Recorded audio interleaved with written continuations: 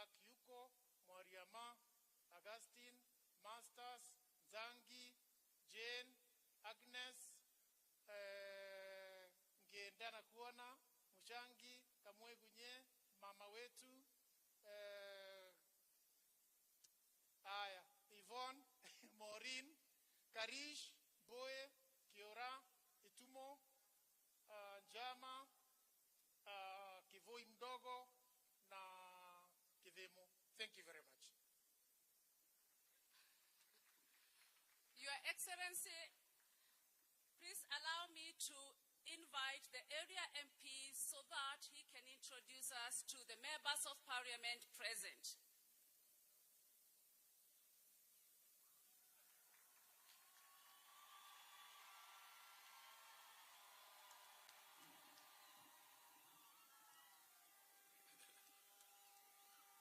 Asante.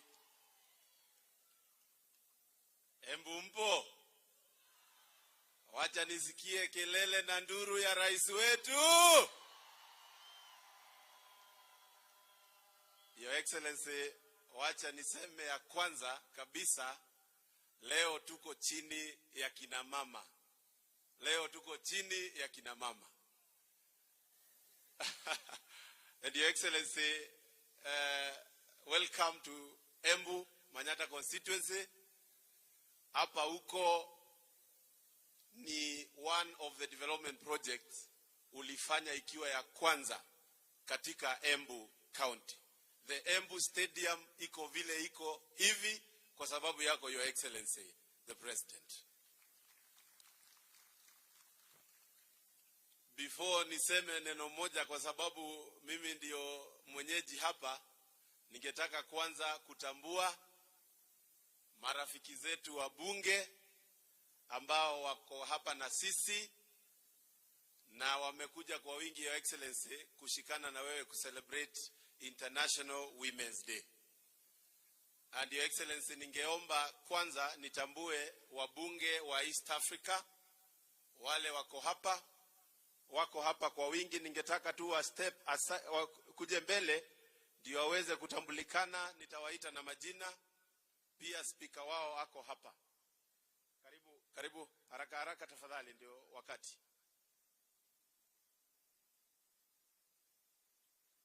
Wa kwanza, Your Excellency, tuko na speaker wa East African Assembly, ametoka Burundi, ako huku kwetu Embu, anaitwa Joseph Ntakirutimana, kama nimepata hiyo jina ukweli.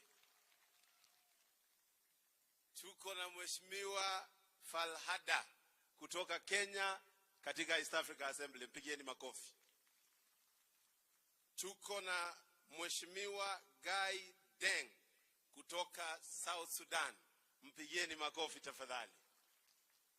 Tuko na Mheshimiwa Zipora Kering, mbunge wa East Africa kutoka Kenya, mpigieni makofi. Tuko na Mheshimiwa Gerardine Kaubo kutoka DRC, ako huku kwetu Embu, mpigieni makofi. Tuko na Mheshimiwa Momamo kutoka pia Burundi, ako hapa na sisi, ana represent East Africa. Tuko na Mheshimiwa Dorothy Masirika kutoka pia DRC, mpigieni makofi. Tuko na Mheshimiwa Stella Mnetayaminwa kutoka DRC pia, mpigieni makofi. Tuko na Mheshimiwa Goreth Bigirimania kutoka Burundi, mpigieni makofi. Tuko na Mheshimiwa Sirinda Blacks kutoka kule Uganda, majirani zetu, mpigieni makofi. Alafu tuko na Mheshimiwa Kanini Kega, mbunge wa East Africa, ana represent Kenya kule East African Assembly. Tafadhali mketini. Haya, pia kwa sababu ningetaka kutambua wabunge wale wako hapa kutoka Kenya, bunge la taifa la Kenya. Kwanza ningetaka kutambua, na leo kina mama nitawaintroduce wakiwa wa mwisho. Tuko na Mheshimiwa Faizan, Mzambweni constituency, mpigeni makofi. Tuko na Mheshimiwa Gitonga Murugara, neiba yetu hapa Tharaka, mpigeni makofi. Tuko na mbunge mrefu mkubwa wa kutoka huku kwetu Embu, Mheshimiwa Ruku kutoka hapa Mbere South.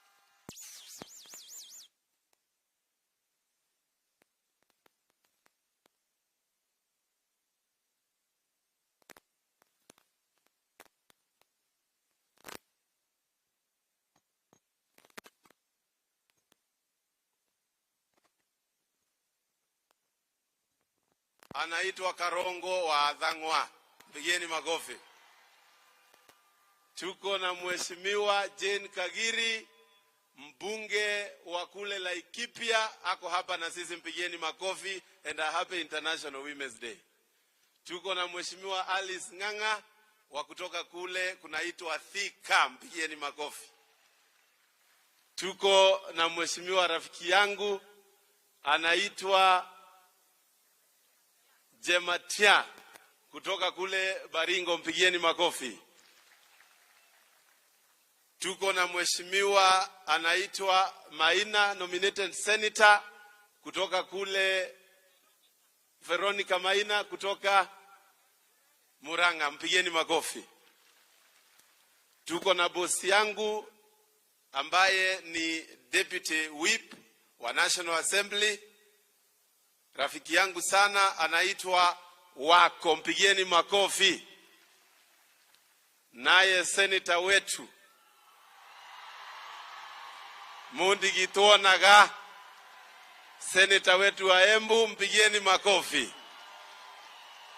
Mpigeni makofi tena.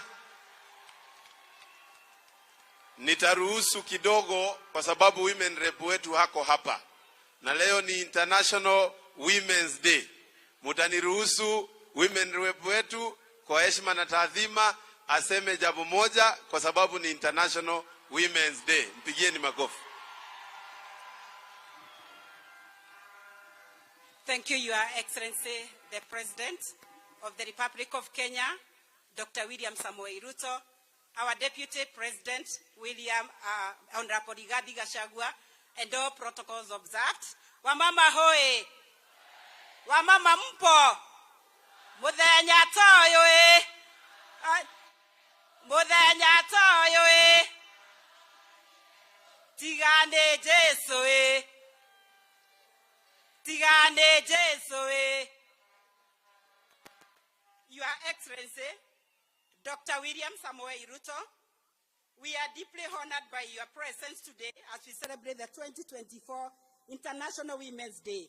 The theme for this year's International Women's Day, Accelerate Progress, underscores the critical importance of investing in women to expedite advancement towards gender equality and empowerment. Empowering women and girls plays a pivotal role in fostering a more inclusive and equitable society, ultimately contributing to the eradication of extreme poverty and promotion of resilient democratic communities. Your Excellency, discriminatory social norms pose significant barriers to women's empowerment, limiting their opportunities for progress and equality. Some of these social norms, such as female genital mutilation, FGM, are still prevalent in some parts of Embu County. As you may be aware, Your Excellency, the FGM practice causes immediate and long-term negative effects, among others, health complications, school dropouts, child pregnancy, and early marriages. With full realization that this impacts our women and girls' future economic empowerment, as a county women representative, we have established a program of restoring hope in these women. Your Excellency, education is vital investment in their future and crucial for the overall progress and empowerment of women in society. Through our Restored Hope program, Your Excellency, we have successfully reintegrated girls and girls who dropped out due to pregnancy back into school. We remain grateful for the national guidelines for school re-entry in basic education, and we appeal for support to facilitate more girls to return to school. Additionally, Your Excellency, studies have shown that girls from poor families miss 20% of school days in a year due to lack of sanitary towels. Data from the Ministry of Education indicates that a girl that is absent from school for 4 days in 20 days loses 13 learning lessons, equivalent to 2 weeks of learning in every term, which affects their performance. To ensure our girls concentrate in their education, we provide sanitary towels to ensure that no girl misses school due to lack of this important supply. Your Excellency, gender-based violence, GBV, a modern-day pervasive violation of human rights, remains a significant obstacle to women's empowerment globally. Women and girls in Embu County are disproportionately affected by gender-based violence. Alarming statistics reveal high rates of physical and sexual violence in the county, emphasizing the urgent need for action. According to the 2022 Kenya Demographic and Health Survey, KDHS, 34% of women in Kenya have experienced physical violence since age 15. The percentage of women who have experienced physical violence since age 15 in Embu County were 40.3%.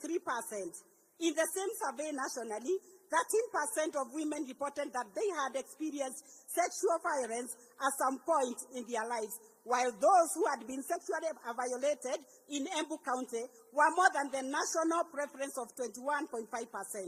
Your Excellency, though our office is actively engaged in advocacy and awareness campaigns against gender-based violence, no one arm of the government can end this fight alone.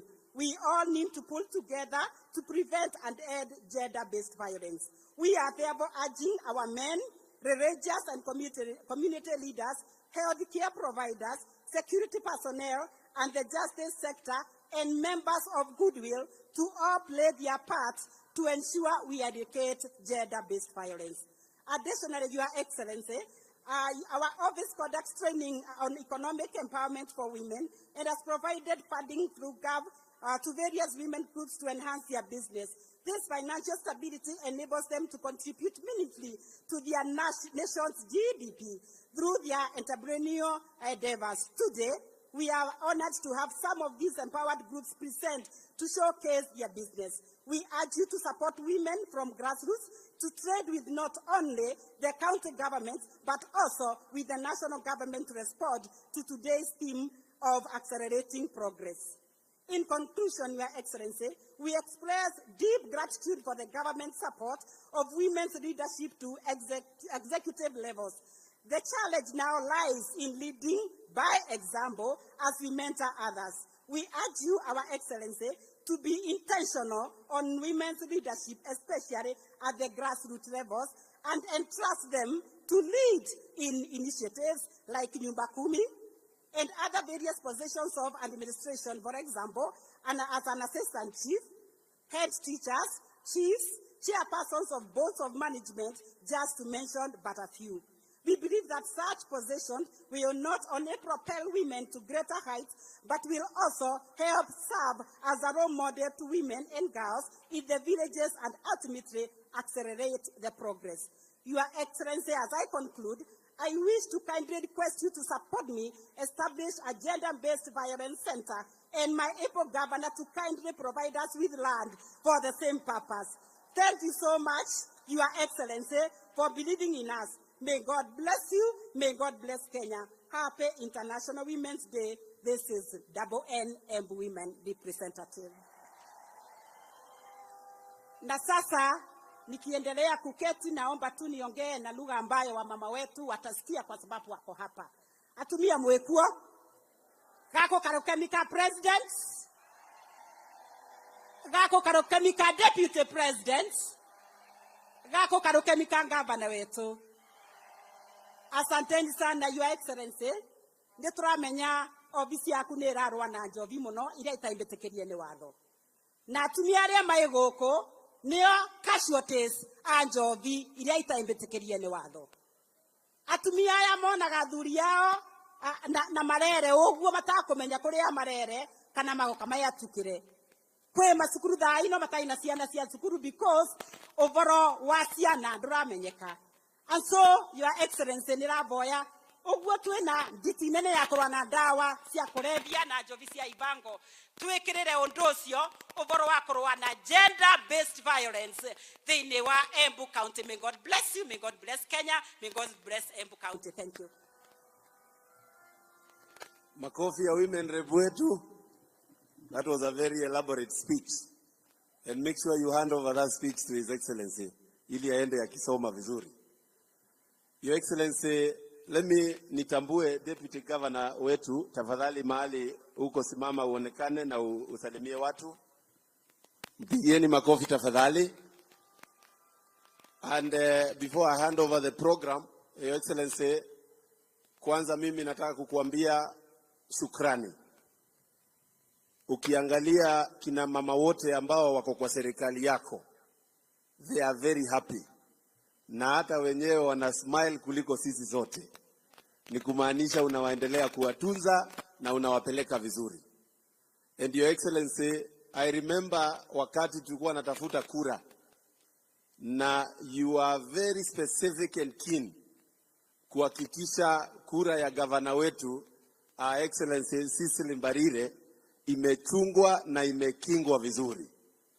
Na Your Excellency, nakumbuka you are calling us personally. Wakati kulikuwa na maneno kama haiendi mzuri, sisi tulisimama kidete na wewe, tukakinga kura ya Mwarwa Njage, na nginya ino neturakena nike gavana wetu because of the work we did. And Your Excellency, hata vita physical ili happen ndio hiyo kiti isiende kwa mtu yoyote. And Your Excellency, hiyo ndio kitu umetufunza sisi kama vijana ambao you are mentoring katika uongozi hii ya nchi yetu, ya kwamba tukiweka kina mama mbele, and any community is measured by the progress of the women within that community. And Your Excellency, ile wakati tunafanya maendeleo huku, actually maendeleo nyingi ambayo tumegonga kwa ofisi yako ni maendeleo ya kusaidia kina mama. Your Excellency, Dhambana Ndam ambayo tumekuwa tukisukuma na tukigonga mlango yako, ndiyo itafanya kina mama wa Manyata constituency na wale wa Mbere South waache kubeba mitungi katika mgongo yao, waweze kufungulia tap wakipata maji. Your Excellency, barabara ile nimekusumbua nayo sana. Barabara ya kutoka Ena kwenda Kidhimu, mahali unapenda sana. Mahali inaenda mpaka Ndato alafu ikuje hivi Kivwe, ikuje Kangaru pale. Hiyo barabara Your Excellency zilizonoa na kusumbua nayo sana, ni kwa sababu kina mama wengi sana wanaangushwa kwa barabara wakibebwa na nduthi, na ningetaka kina mama wakienda wanaruka bump wakiendelea kukubariki Your Excellency. Your Excellency, hizi soko tumekuomba na umetupea. Soko hii hapa kubwa ya town, ya mahali inaitwa Mbuvori, ya kule kunaitwa upande ingine ya Carolina na Kidhemo. Your Excellency, hizo soko tumekuomba kwa sababu tunataka kina mama wetu waendelee kukaa mahali mzuri na waendelee kufanya biashara yao vizuri. Your Excellency, nimeambiwa ni kuombe hombi moja. Kuna pesa inaitwa Women Enterprise Fund, na hiyo pesa Your Excellency tungetaka uipige boost na uisupport, ndio hawa kina mama wakuwe business women wenye wanajiendeleza kimaisha yao. Nikimaliza Your Excellency, nataka in absentia nitambue kina mama kidogo ambao wameweza kutusaidia sana katika nchi yetu ya Kenya. Kwanza kabisa nataka kuheshimu na nitambue kwa heshima na taadhima your wife Rachel Ruto. Your Excellency, the work she has done for women is in records of history as among the most impactful projects that have been undertaken in this nation. Mwingine Your Excellency nataka kutambua ni Pastor Dorcas, Pastor Bishop Dorcas Rigathi Gachagua, Your Excellency. Huyo mama alikuwa hapa tuko, akashikilia vijana wetu ambao saa hii I want to report wengine wako rehab karibu 300 hapa kwetu Manyata kwa maneno ya shida ya pombe. Na Your Excellency, I want to say that it is very noble that duty Dr. Dorcas has taken. Kwa sababu Your Excellency, hapa tulikuwa na kina mama wengi sana wameadhiliwa na pombe. Na saa hizi I visited the rehab ile iko pale Mutunduri, nikapata wanatibiwa na nikashukuru Mungu. Nikasema pahali yupo abarikiwe. Ama nyinyi mnasemaje? Wa mwisho Your Excellency, nataka kutambua is your daughter Charlene Ruto. We have hosted her a number of times here, akifanya kazi ya kushikilia vijana wetu, na anafanya hiyo kazi not through a budget, not through nothing, but from the devotion of the heart. Pahali yupo nataka tumshukuru pia kwa sababu ya kushikilia na kujitoa ndio aweze kushikilia nchi yetu ya Kenya. Your Excellency, nikimaliza, najua umetuamrisha kama wabunge we solve once and for all the 2/3 gender dilemma ile hii nchi yetu iko nayo. Na umekuja na formula ambayo tumeona inafanya, and I want to declare from Embu in Manyata constituency, mimi nitakuwa champion mkubwa wa hiyo maneno yako ya kumalizana na 2/3 gender rule iweze kukua sawa sawa na constitution yetu ianze kufanya kazi. Your Excellency, asante sana, Mungu akubariki. Mimi nitaendelea kukaribisha ukuje huku kwetu tena na tena, na kwa sababu wewe ni mtu ya form ni kujituma, uendelee kubarikiwa. Asante sana, Mungu awabariki. Thank you.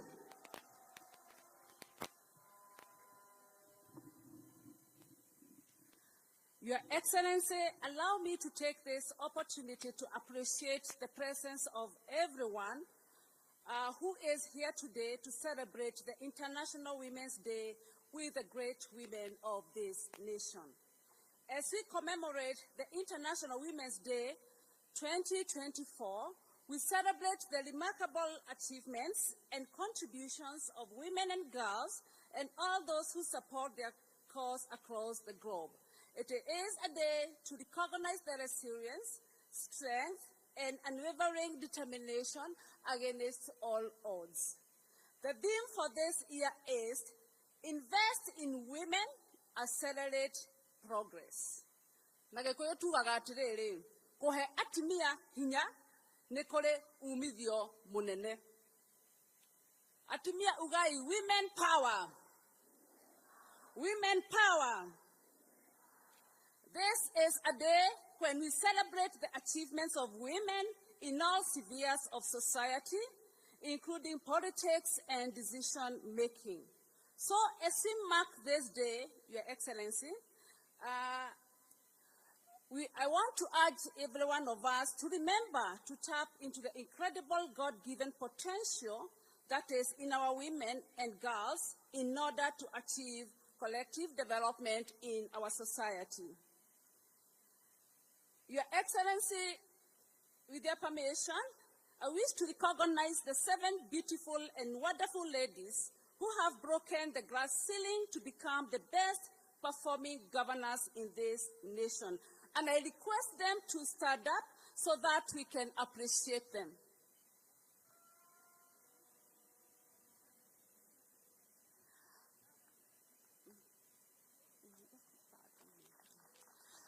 Atimia netugerei governors aito gemi inya cia kairetu.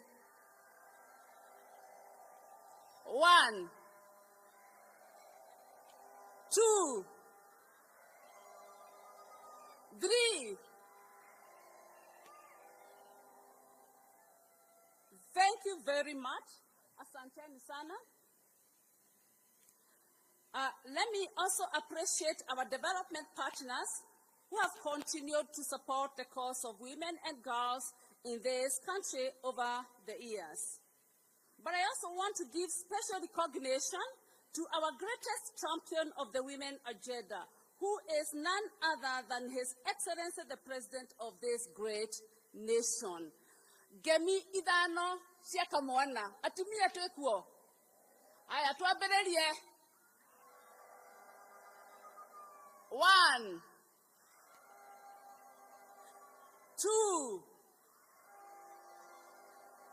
3 4 5. Your Excellency, this is really to thank you so much for taking the time out of your very busy schedules to celebrate with us the International Women's Day. And with your permission again, allow me to invite Honorable Sophia Abdinol, the National Council for Children's Services, to come and give her very brief remarks. It's also good to note that she's the first female women MP from the Northeastern region.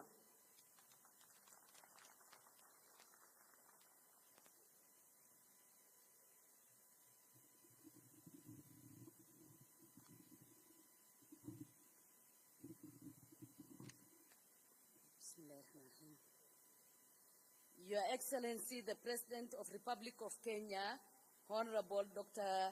William Samoei Ruto, Your Excellency, the Deputy President of Republic of Kenya, all protocol observed. I am very humbled and honored to be here today to celebrate the International Women's Day 2024.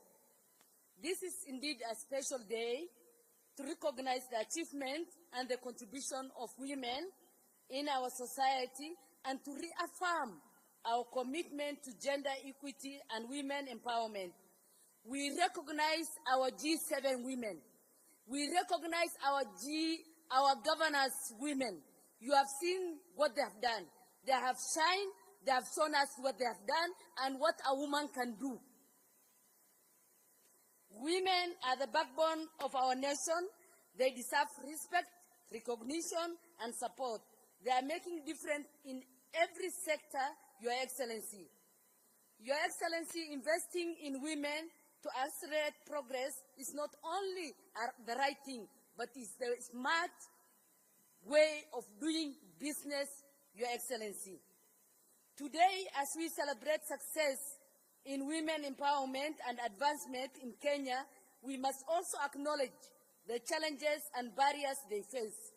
We know women still face discrimination, violence, poverty, lack of education, healthcare challenges, clean and safe drinking water, and limited opportunity, Your Excellency. We know we have a long way to go to achieve sustainable development goals and the Agenda 2063 of the African Union, Your Excellency. Your Excellency, we have the power of solidarity, partnership, and collaboration as the women of this nation. Your Excellency, I want to take you back to the constitution-making process, and I want to affirm to this gathering and to the nation that the contribution, Your Excellency, you made in guiding the process, in supporting women agenda, in supporting the vulnerable and the minorities and persons with disability is something that I'm confirming because I was seated when you were contributing to the matters of women, Your Excellency, our President. Your Excellency, our President, the 47 women seats that we have today is courtesy of your contribution, Your Excellency. And we must say thank you so much for that.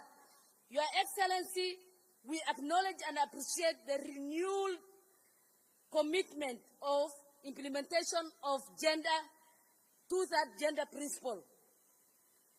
Indeed, Your Excellency, it is the first time in the history of Kenya that a president has taken a bold step in this matter by identifying the two-thirds as an outstanding constitutional matter, that when you went further in proposing a formula that the multi-sectoral working group on two-thirds gender principle have considered, have written the report, completed, Your Excellency, and we handed over our report to our appointing authority, CS Asha Juma, Your Excellency.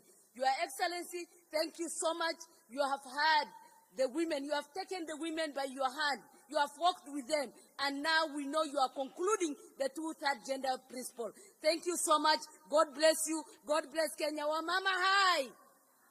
Aya tusalamie rais na tukue na furaha. Asanteni sana.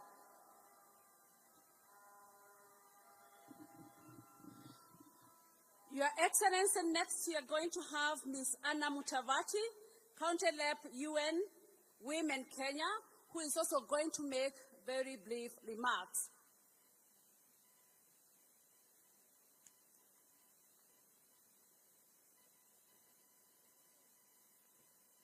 Let us clap for her as she approaches the podium, please.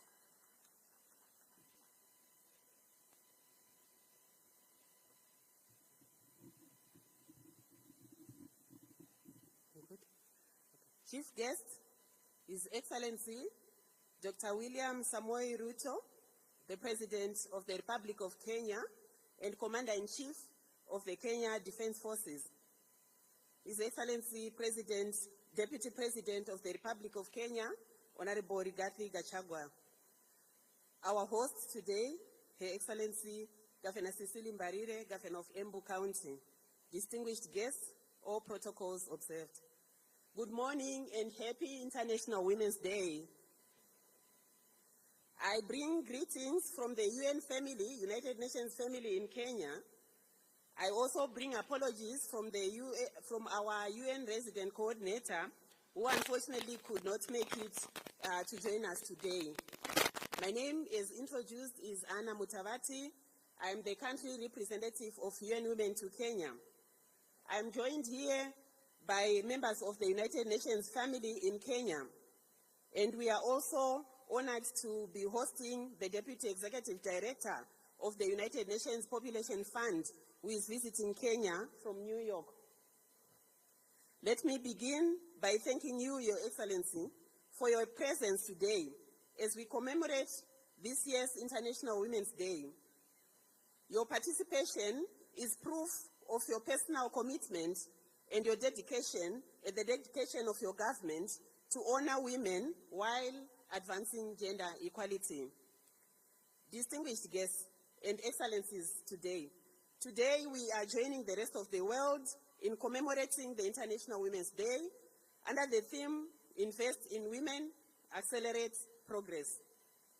We celebrate the progress that we have made globally and in Kenya in terms of advancing the rights of women, but also reflecting and gearing up for the persistent and emerging challenges that confront us today.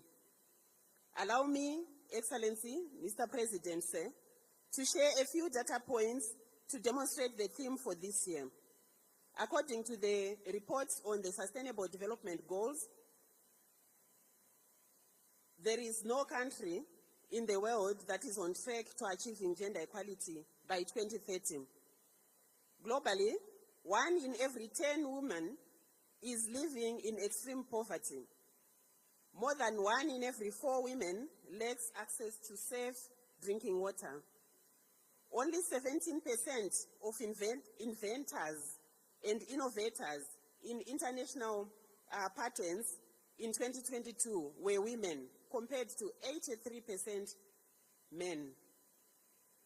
Closer home in Kenya, evidence shows that, on average, women spend approximately 5 hours per day doing unpaid work, which is about 5 times more than men do.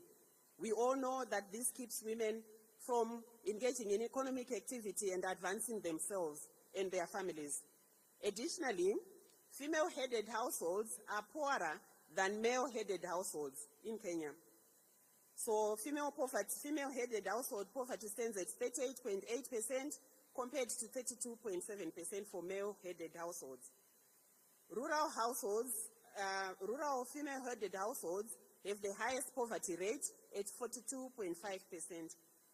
Your Excellency, Mr. President, since today is about celebration, I would like to celebrate Kenya on the impressive progress that the government has made to date.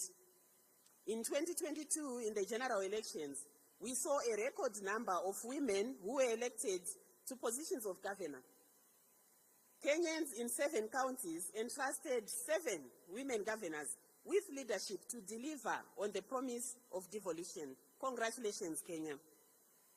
Indeed, yesterday you joined us and the 7 women governors and all the well-wishers as the governors launched their strategy to deliver this promise on devolution and to grow the number of women governors from the current 7 to 24. Secondly, we celebrate your personal commitment, His Excellency, by driving the not more than 2/3 gender rule to its finality. This will be historical, Your Excellency, and a legacy for women and girls. Thirdly, we celebrate Kenya's efforts towards the adoption of the policy on care work, joining Ivory Coast, the only other country that has this policy on the African continent. Fourthly, we commend your government's leadership on generation equality, aimed at ending all forms of violence against women. And even as we celebrate, we are also aware of the rising cases of femicide that have continued to dog this country. As I end, Excellency, let me make a few recommendations. 1, the need to invest in education and skill development programs that empower girls and women to study science, technology, engineering, and mathematics. Secondly, to expedite the passing of and adoption of the care policy, which will free up women and increase the investments that will reduce the burden of unpaid care work on women. Thirdly, Excellency, is to call for increased resources towards your commitments on gender-based violence, including the rising issues of teenage pregnancy. And lastly, let us also give the best present ever to the people of Kenya by finally adopting that law that has been elusive on the 2/3 gender rule. As the UN in Kenya, we commit to work step by step with you and your government during this very tremendous journey towards gender equality. I thank you.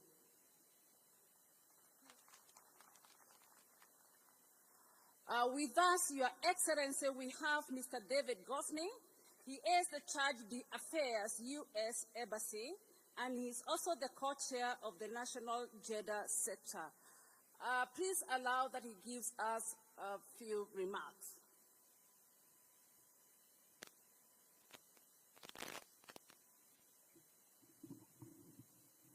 Great. Thank you so much.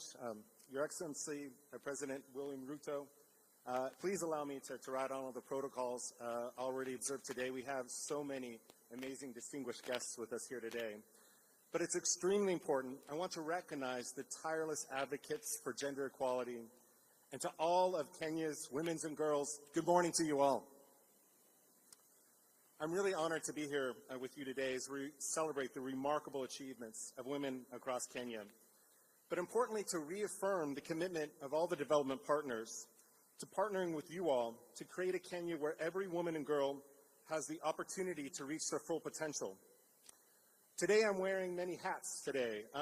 First, I'm serving as the Chief of Mission for the United States Embassy in the absence of our Ambassador Meg Whitman, who sends you all her greetings and regards.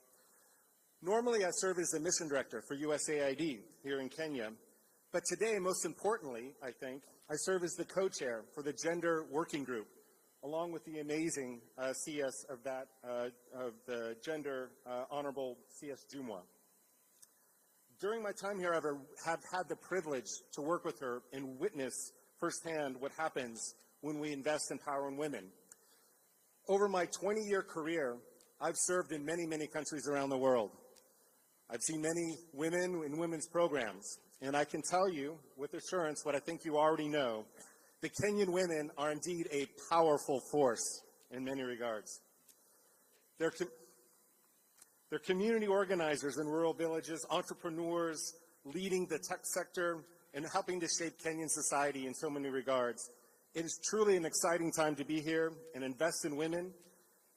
And I hope everybody has a time to visit the booths and see some of the incredible stories that are there. The United States government and development partners have been partnering with Kenya for over 60 years on the principle of a foundation of people, pamoja, and progress. And nowhere is that partnership more important than supporting Kenyan women and girls. You see, we know when we invest in women, it has a ripple effect. It goes well beyond the individual women. Here in Embu County, we have the perfect example with Governor Sicily, along with the G7 governors. And please give them another round of applause. I had the privilege to witness the launch of the G7 strategy and partner with many of them on some important work. But the same goes for every woman and girl. As I said, I'm an economist by background, and I've been working in development now for well over 20 years.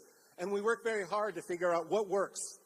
What are the most impactful ways we can foster development in a country? And it's hard. It's very hard to find something that consistently works over and over again. But there's one thing that stands out. There's one consistency. There's one thing that we know, that investing in women works. When you invest in women, you not just invest in that individual. We know what happens when a woman has income. What do? They invest in their family. They invest in education. They invest in food. But it goes well beyond their family. They invest in businesses, farming, small businesses, large businesses, entrepreneurs. They become community leaders, and they become governors of counties. That's why we're committed to continuing that investment as we go forward. But we know challenges exist. For example, we know that here in Kenya, unfortunately, I just found this out yesterday. I actually didn't know this, that Kenya has actually the second highest child pregnancy rate in the world. And we know that has some impacts that are very significant. First, we know that if a girl finishes education, they're 50% less likely to engage in child education. But it goes beyond that. If a child and a woman just has 1 year of education, statistics show that they earn 25% more income. They become members, active members of the economy going forward. That's why it's so important to invest in women, in their education and in their job creation. And yet here in Kenya, there's still 1.5 million women that are unemployed and underemployed. If you do the mathematics on that, that's 270 billion Kenyan shillings a year that could be in the Kenyan economy, driving economic growth, driving prosperity for so many families going forward. And that's why it's also important to invest in women leadership who can lead well beyond economic growth.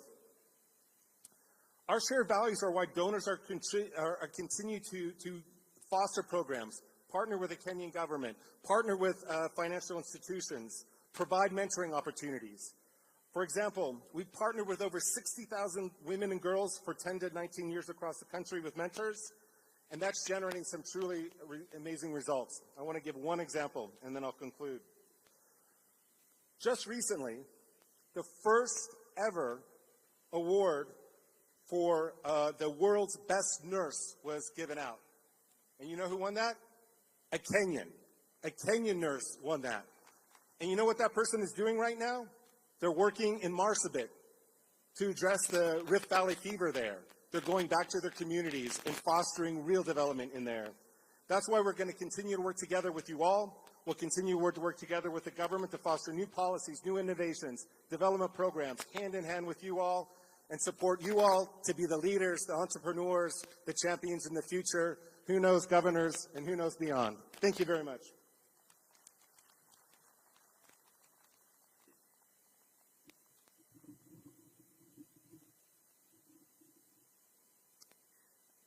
Let me add this session, Your Excellency, by asking for permission to invite the host governor, Her Excellency Honorable Cicely Barile, to come and give her remarks.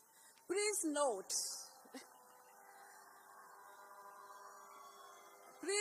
that she is the chair of the ruling party, UDA. Governor Toyo, Modakavo, Nagaini Moega. Karibu sana. Asante sana, asante sana. Your Excellency, the President of the Republic of Kenya, Dr. William Samoei Ruto, Your Excellency, the Deputy President of the Republic of Kenya, Honorable Rigathi Gachagua, our CS for Gender, Honorable Aisha Jumwa, all other CSs here present, my colleagues, the governors from the 7 female-led counties, our Deputy Governor, Honorable Kenywa Mugo, the members of the National Assembly here present, led by our own members of the National Assembly from Embu County, our women rep, Honorable Daboen, our Senator, Kavamo Digituonaga, our members of the County Assembly led by the Speaker of the County Assembly, our PSS, our development partners, all leaders here present from different sectors, na wakina mama wa Embu County, hamjambo, moyaro atumia, monia inanjara, God is good. Asanti sana. Kambegu atumia kanane muisengevisi ya Embu. Atumia rogongororia e. Atumia rogongororia e. Morarere ke. Sema ke. Ode ke. Maria ke. Nyenje ke. Eria ke. Ya konekia virera paunge vya irenge Bwana asifiwe. Asanti sana, nimeshukuru sana. Your Excellency, the President of the Republic of Kenya, welcome back to Embu County. Tukiwa na wewe tunafurahi sana, sana, sana. Pigeni makofi kina mama. Ni mwake na Mwenama tavurai karuvike ganangemi. Asanti sana. Your Excellency, tunafurahi kuwa na wewe siku ya leo kwa sababu ukiwa hapa uko nyumbani. Wewe unajua vizuri sana vile tulikushikilia kama Embu County, na waliokuwa mstari ya kwanza kukushikilia ilikuwa kina mama wa Embu County. Ukienda kwa ripoti yako ya zile kura ulipata Embu County ambazo zilikuwa 95%, hapo utakuta at least 60% zilikuwa za hawa kina mama.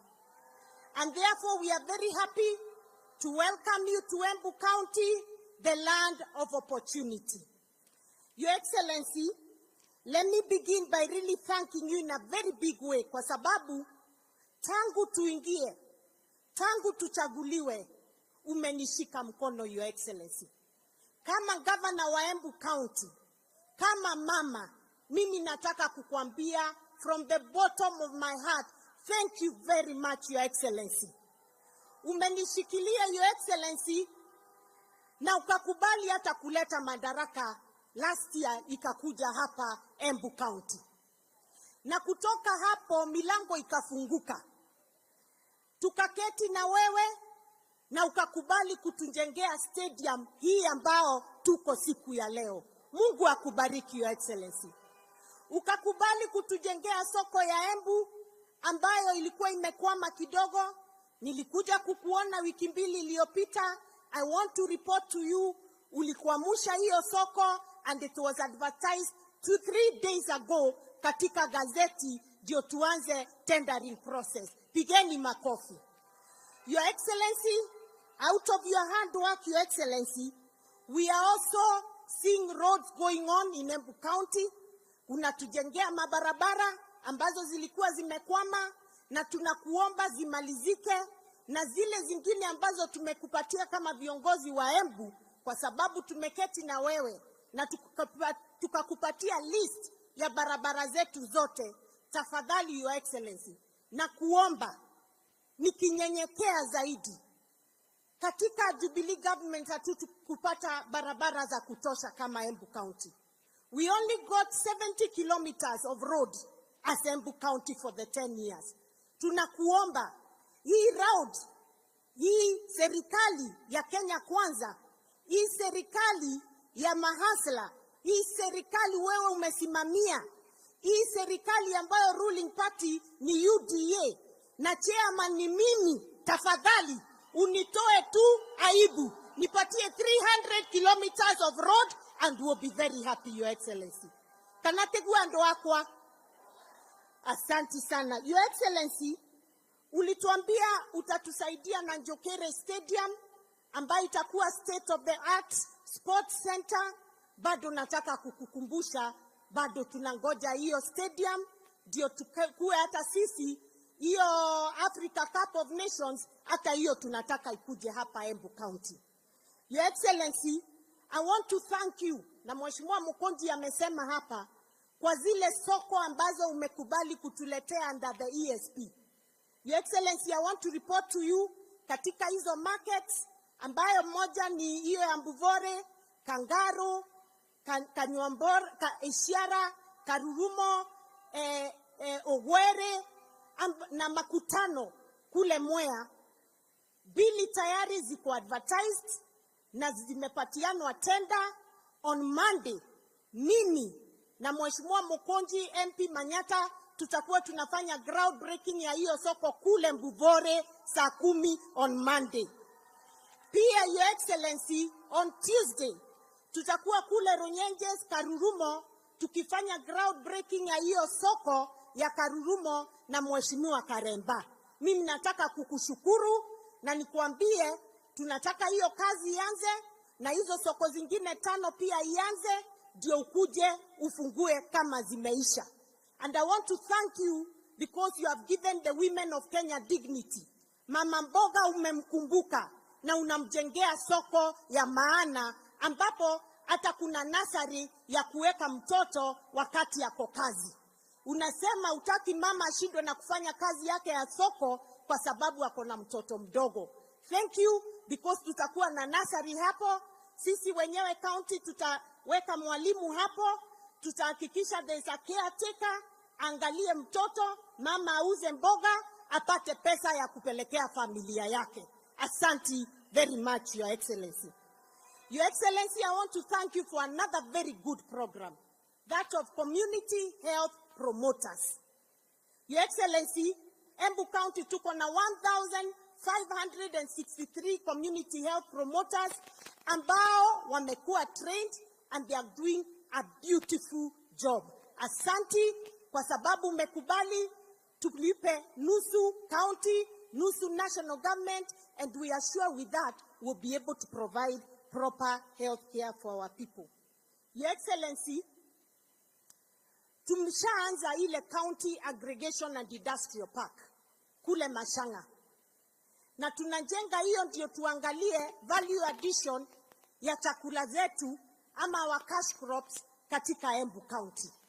Your Excellency, will be focusing on macadamia, avocado, coffee, tea, cotton, dengu, and the leather value chain, Your Excellency, ambazo tumekubaliana, and honey, Your Excellency. Your Excellency, to Kombali, we are at about 30% in terms of building of the type, and we are asking that when you come back to Embu, tutakupeleka huko uone ile kazi tunafanya, and we have already started engaging the national government to prepare for private investors. And I'm happy to report to you, we have some investors willing to invest in macadamia, we have some investors willing to invest in the coffee value chain, and we are requesting you to kindly continue supporting us. Your Excellency, kwa sababu leo ni siku ya kina mama, allow me nitumie hii nafasi to celebrate the rural Kenyan woman. Mama wa mashinani katika county. Kina mama hai. Your Excellency, bila mama hakuwezi kuwa na familia. Bila mama hakuwezi kuwa na community.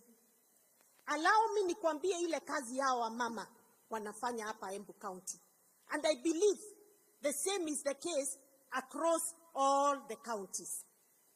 Hapa mama wa Embu anaamuka saa 11 ya asubuhi. Kanateguo. wanaamuka saa 11 asubuhi. Akiamuka, kitu ya kwanza anafanya ni kuchemusha maji ya watoto waoge wakienda shule. Anachemusha ingine ya kwenda kukamua ng'ombe. Anachemusha ingine ya bwana akiamuka apate maji ya kuoga. Na anapika breakfast. Anaenda anakamua ng'ombe, anarudi, anaweka githeri kwa jiko, ndio kukue na lunch ya hiyo siku. By the time ifike saa 2, mama amekamua ng'ombe na amepeleka maziwa. By the time ifike saa 2, watoto wameenda shule na wamekunywa breakfast. Na akitoka hapo, bwana akiamuka anampatia breakfast. Kweli si kweli? Kutoka hapo, ndiye huyo mama anakimbia kwa shamba. Either ni ya majani, ni ya kahawa, ni ya chakula kingine. Anakaa hapo na katikati ya hiyo shughuli anakimbia nyumbani kuangalia kama githeri bado inaendelea. Anaongeza kuni. Anakuja lunch, anapikia bwana. Anarudi tena wapi? Kwa shamba. Anatafuta kuni ya kupika. Huyo mama, mtoto akigonjeka ndiye anakimbiza hospitali. Huyo mama, kama kuna meeting ya shule, ndiye wa kwanza kukimbia. Akisikia MP anapatiana basari, mama ndiye huyo anakimbia kwa basari. Akisikia hustler fund, anaangalia kwa simu kuangalia anaweza pata pesa ngapi kwa hustler fund. Hiyo ndio kazi ya mama.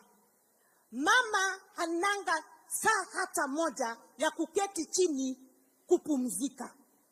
Wakati wake kwa kupumzika, Your Excellency, ni saa ya saa 10 akienda kwa soko ama akienda kwa group ile chama wakiangalia mambo ya table banking. Hiyo ndio kazi ya mama. 24 hour ndio kazi ya mama.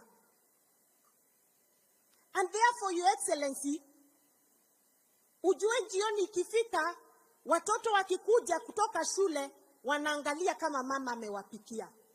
Mzee akitoka mahali amechoka jioni kuongea siasa hapo kwa town, akirudi chakula mama ashatengeneza. Jipigieni makofi kina mama. Nyinyi ni watu wa nguvu. Na tena Your Excellency, huyu mama wakati amepumzika, ameoga, ameenda kulala, mzee akifika pia kazi nyingine itaanza. Na hawakatai kwa sababu lazima wafanye kazi hiyo. Wanginya turute wera guo. Wanawago siara no andoe. Hata kuzaa lazima tuzae. And I'm happy, Your Excellency, for the first time in the history of Kenya, tumeleta mama katika programs za county na programs za Kenya. Na wewe, Your Excellency, I want to thank you for seeing the effort of the woman of Kenya and finding it necessary to support programs for women. Kwa hivyo, Your Excellency, kwa sababu ya ile kazi yao akina mama wanafanya, we need certain things to make our work easier. And those certain things, kwa kizungu tunaziita practical gender needs. Practical gender needs ni nini? Mama anahitaji energy saving jiko, ndio asikuwe akitafuta kuni kila siku. Mama anahitaji gas ambaye ataweza kununua kwa bei nafuu, ndio asikuwe anakimbilia kuni kila siku. Ndio hata mzee akikuja usiku asikuwe saa 5 ya usiku ako kitchen akiweka chakula moto apatie mzee. Kanategua ndo akwa.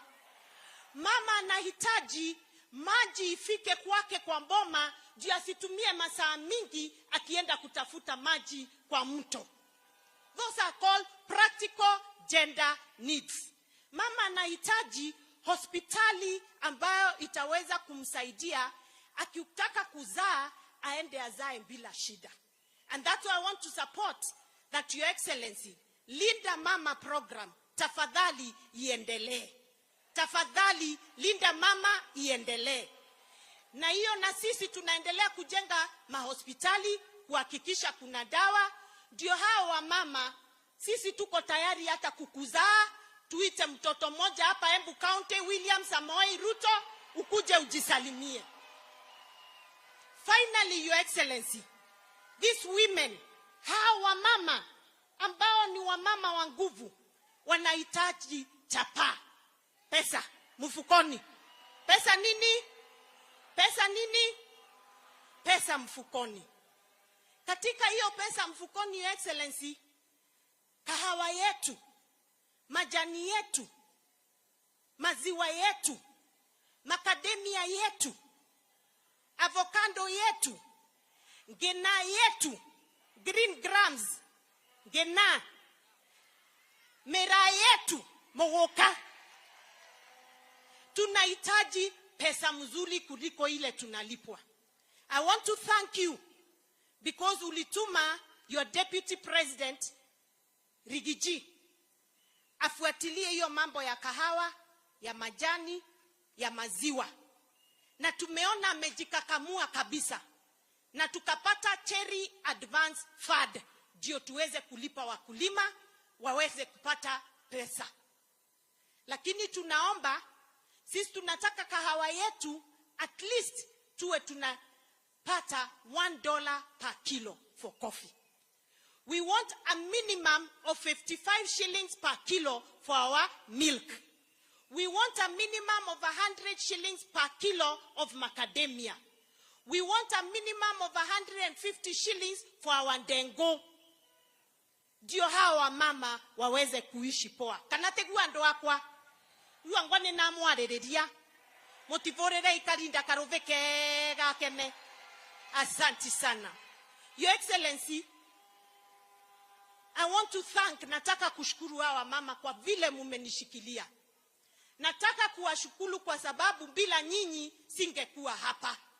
Na mimi nguvu yangu ni nyinyi. Dumo tikande kia tumia. Nyitererai takana kenyu. Sawa sawa. Na nataka kuambia tutafanya kazi pamoja. Na niwaambie kwamba His Excellency amekubali Mheshimiwa Aisha Jumwa, yule minister wetu wa kina mama, mama wa nguvu, mama shupavu. Akamwambia akutane na mimi next week. Tupange vile tutaleta pesa mashinani ya kina mama. Mumefurahi? So Mheshimiwa Aisha Jumwa, my sister, I'll be waiting for that appointment.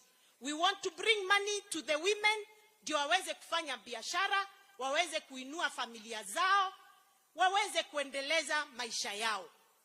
Your Excellency, let me finish by saying this. The strength of a county is in the unity of that county. Bila unity, county haiwezi enda mbele.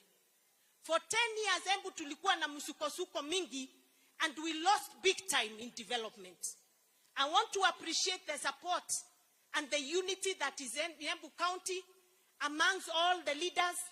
I want to appreciate the MCAs of Embu County, wapigieni makofi, kwa sababu wamenishikilia nikiwaambia saidieni hapa, wanatusaidia. Thank you very much, Excellency, honorable members, for the support you continue to give me as a woman leader. Your Excellency, please hold my hand. Na usichoke. Hata ukiniona kila siku usichoke. Tafadhali ukiona simu yangu, chukua tu, ujue tu nataka kuongea mambo ya Embu. And I thank you because unafanya hivyo. And Your Excellency, nilikwambia ukubali nishike hiyo koti yako. Na sitaachilia. Ndio hao watu wangu wasaidike. Na ile pesa uko nayo pale Nairobi, nikikuja kuitafuta, niambie Mwarwanja, chukua, enda fanya kazi. Karinda, chukua, enda fanya kazi.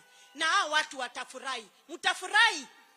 Asante sana, nimeshukuru sana. Mungu awabariki. Kina mama hai. Mwasoka mesie mukethia thuri. Na mumere nitumendete muno. Na mukethie ciana cienyu cia ndaka. But mumere na mera atiriri. Your Excellency, allow me to go to Kiembu na ongea mambo ya pombe. Turaugire atiriri. Tuena nginya na deputy president Gachagua na president mwenyewe. Jovinu anginye dire maturare. Na sisi Embu County tumeamua kwamba zile baa zote ziko kwa vijijini, tutafunga zote. Na nyinyi wa mama, nataka kuwashukuru wale mnanipigianga simu kunitumia message. Kama kuna baa hapo kwa kijiji yako, nitumie message, tutakuja tuifunge. We must get our mind back to productive work. Hatutakubali pombe haramu Embu County tena. Asanteni sana, ngaiwa moya muradhime na nemwendete muno. God bless you so much. Asante. Thank you.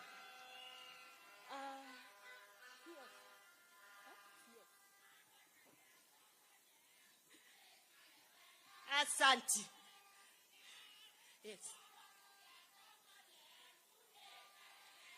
Asante sana kwa hiyo. Asante sana. Nimeshukuru. Sasa kina mama, tuko na kiongozi wetu wa mama, mama shupavu. Tunamuita shangazi wa Kenya. Anaitwa Aisha Waziri. Please come, speak, and then you call the chair of the Council of Governors, Governor Anne Waiguru.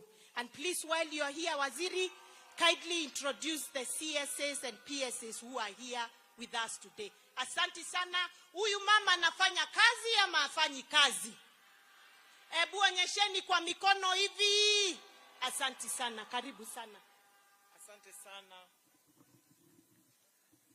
Asante sana Mheshimiwa Cecil Mbarire,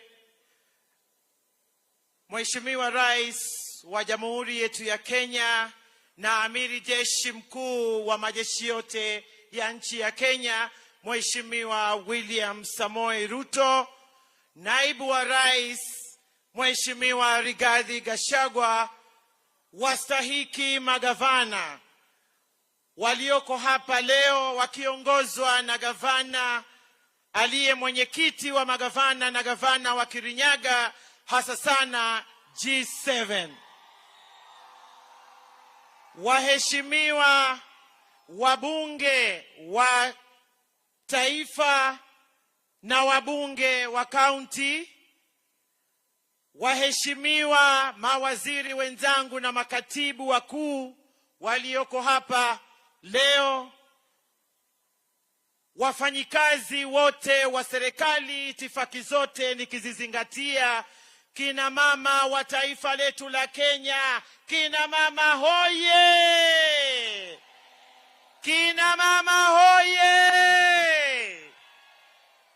Mheshimiwa Rais, kabla sijazungumza mimi, niruhusu nikiombe radhi ili niwasimamishe makatibu wakuu walioko hapa kati yetu hivi leo. Mheshimiwa Anne Wang'ombe, katibu wa jinsia na usawa, wapungie wageni wa heshima na wananchi mkono. Mheshimiwa katibu wa afya Mudhoni Mary, asante sana. Mheshimiwa Rais wetu mpendwa tunayekuenzi, vile vile ni kuombe radhi niwasimamishe mawaziri wenzangu ambao leo wako hapa kwa ajili ya shughuli hii na kudhihirisha kwamba wewe rais wetu ni mtu unayejali, kiongozi unayejali maslahi ya kina mama na kuwajumuisha katika uongozi, kama vile theme ya leo inavyosema, nihusishe mimi kama mwanamke. Nataka kuanza na mkuje mbele tafadhali.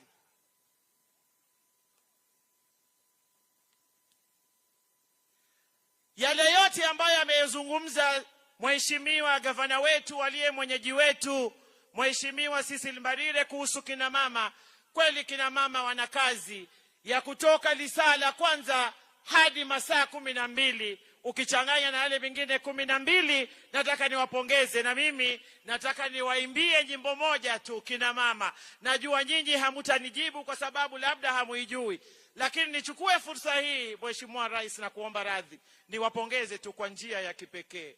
Shangwe, shangwe na vigelegele, tumpongeze mama.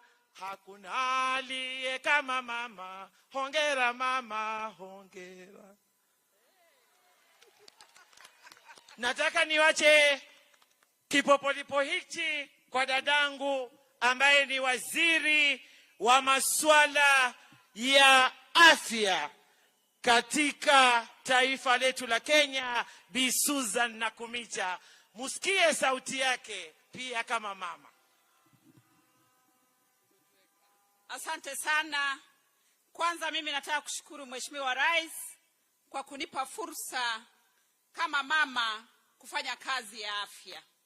Kina mama wa Embu oye!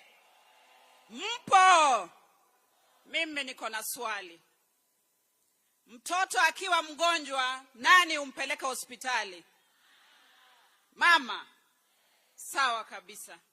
Mzee akiwa mgonjwa, nani umpeleka hospitali? Si mama. Na je, mama akiwa mgonjwa, nani anampeleka hospitali? Si ni mama mwenyewe? Asanteni sana kina mama. Hilo ni thibitisho Rais ya kwamba hao wa mama ndiyo madaktari wa ukweli. Na Rais, ningependa kuwaeleza wa mama wa Embu. Gavana ameuliza ya kwamba linda mama iendelee. Na nataka kusema hivi. Linda mama ilikuwa inakulipia wewe wakati wewe ni mjamzito na ukishajifungua kwa mwezi mmoja tu. Sasa hii wakati mwingine mote, nani anakulinda? Si unahitaji pia afya. Sasa ile sheria tumeleta mpya, bima ya afya mpya, hailindi mama peke yake, inalinda mama, inalinda mwanafunzi wa shule, inalinda mzee wa nyumba na inalinda jamii yote. Na Rais amekuwa mzuri sana kwetu. Amesema wamama msichoke na mambo ya afya. Ile bima ambayo mlikuwa mnalipa shilingi 500, sasa ameshukisha ni shilingi 300. Na Rais tena amekuwa mzuri sana. Amesema wale watu ambao wanaketi kwa red carpet walipe 2.75%, ishughulikie afya yenu nyinyi wote. Na Rais pia amekuwa mzuri sana. Ametupatia fund ambayo ukipatikana uko na diabetes, uko na hypertension, wewe ni kuenda tu na serikali inakushughulikia. Na mimi kama mama wa afya number 1, nitahakikisha hiyo pesa yote inatumika vizuri na nyinyi wote mnapata bima ya afya. Asanteni sana na Mungu akawabariki. Asante sana waziri wa afya. Sasa nimlete waziri wa wafanyikazi na hiyo nyingine Kiswahili sasa inaitwa nini? Jinsia ya kijamii. Mheshimiwa Florence Bore. Asante sana Rais. Wanao Embu hamjambo? Asante sana. Niko hapa nataka kushukuru Rais na makamu wake kwa ile nafasi ambayo wamenipatia kwa Wizara ya Labor na Social Protection. Hapo ndio ninashughulikia na kutafuta kazi ya watoto wetu kule ng'ambo, na pia ninashughulikia zile pesa ambazo ni za inua jamii ambao tunawapatia wale ambao wajiwezi kwa society. Kwa hivyo nataka kuwapongeza nyinyi wote kwa kukuja siku ya leo na kuwatakia Happy Women's Day. Sasa nataka nimlete waziri wa biashara na viwanda, Waziri Rebecca Miano. Asante sana waziri. Kwangu siku ya leo ni siku ya kusherehekea vile rais wetu ametuonyesha heshima kama wamama wa nchi hii. Na mimi kama waziri wa biashara, kazi yangu rais amenieleza, lazima nitafutie soko mazao ya wakulima, nitafutie wananchi biashara, na ndio maana mnaona tunajenga County Aggregation and Industrial Park, tuko na export promotion zones na miradi mingi kabisa. Na kwa wakina mama na wakaribisha kabisa, katika wizara yetu tuko na mpango unaitwa Wekeza Dada, ambao uko na fedha za kushikilia wamama wale wanataka kuwekeza na kuimarisha biashara zao. Na leo ni siku ya kuambia rais hadharani, sisi kwa ile nafasi umetupatia, tutajitolea, tutafanya bidii maradufu ili tuweze kuhakikisha ya kwamba ile ndoto yako, that vision that you carry, we will fulfill. Asanteni sana na Mungu awabariki.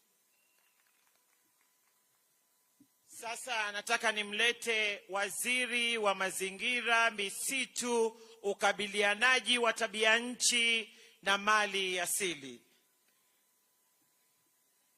Asante sana Your Excellency, Rais wa nchi yetu ya Kenya na viongozi wote. Kina mama wa Embu County, hamjambo? Bwana Yesu asifiwe. Mimi nataka kuwashukuru kwanza. Wakati wa kampeni mimi nilikuja hapa na mkatupatia karinda. Ninawashukuru sana na ninawaomba mumshikilie mpaka mwisho. Jambo la pili, Mheshimiwa Rais, mimi nataka kukushukuru. Wamama wa Embu, mimi ni mama mdogo kutoka jamii ya Kimasai kule Narok. Na wakati huu ambao tunaongea maneno ya 2/3 gender rule, na tumeona rais uko mstari wa mbele kuhakikisha jambo hili litatimika. Siku ya leo mimi nikiwa waziri wa kwanza kutoka jamii ya kifugaji kule Narok, kutoka kijiji kidogo, kwa sababu ya uongozi wako rais, yule mama wa hapa Embu, hata ambaye anatoka kwa kile kijiji kidogo, atapata tumaini leo ya kwamba yule msichana wake mdogo anamfunza kwa jasho ya kuuza mogoka ama kitu kingine kile wanalima hapa Embu, anaweza kupata nafasi ya uongozi katika nchi hii. Na tunakushukuru rais, na tunataka kuambia kina mama wa nchi ya Kenya ya kwamba tuko na tumaini ya kuwa kwa nafasi ya uongozi, kwa sababu rais wetu na Mheshimiwa Aisha hapa, wabunge wetu wamesema watatusaidia katika 2/3 iweze kutimika. Si tunaona tumaini kina mama? Bwana Yesu awabariki. Asanteni sana. Asante sana Mheshimiwa Soipan. Kina mama mupo? Kina mama mupo? Mimi nataka nichukue nafasi hii nimshukuru sana Mheshimiwa Rais pamoja na naibu wake, hasa sana katika siku hii ya leo ambayo ni siku ya kuwaenzi na kuwasherehekea kina mama duniani. Wametuonesha mfano mzuri sana.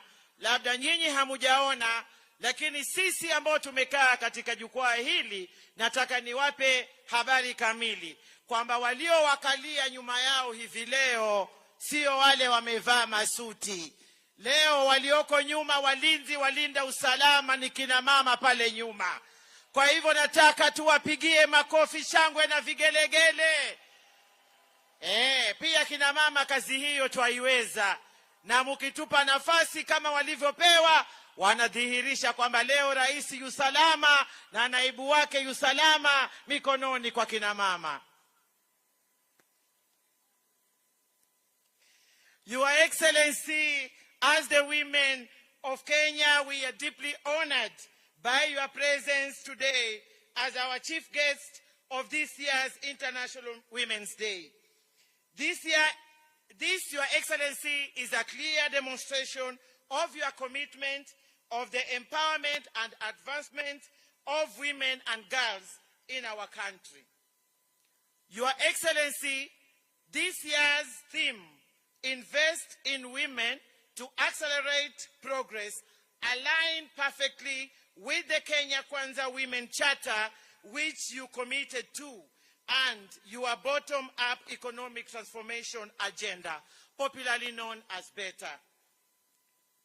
Your Excellency, as the Cabinet Secretary for Gender, Culture, the Arts and Heritage, yesterday at the launch of the G7 strategy, I promised to share some of our progress that the ministry have made through your support, Your Excellency. And one is the development and validation of the National Care Policy 2024. Two, the development of the Women Economic Empowerment Policy 2024. This all, Your Excellency, are at the advanced stage and will be concluded by end of this month.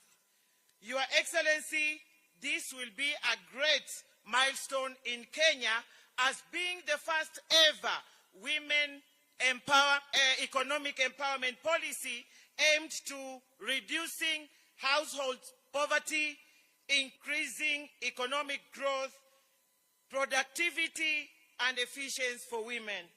Your Excellency, we are increasing our investment and support to the government-owned gender-based violence rescue centers from the current, and increasing the numbers from the current 3 to 15 by 2027 at a rate of 5 every financial year from 2024-2025 financial year, Your Excellency.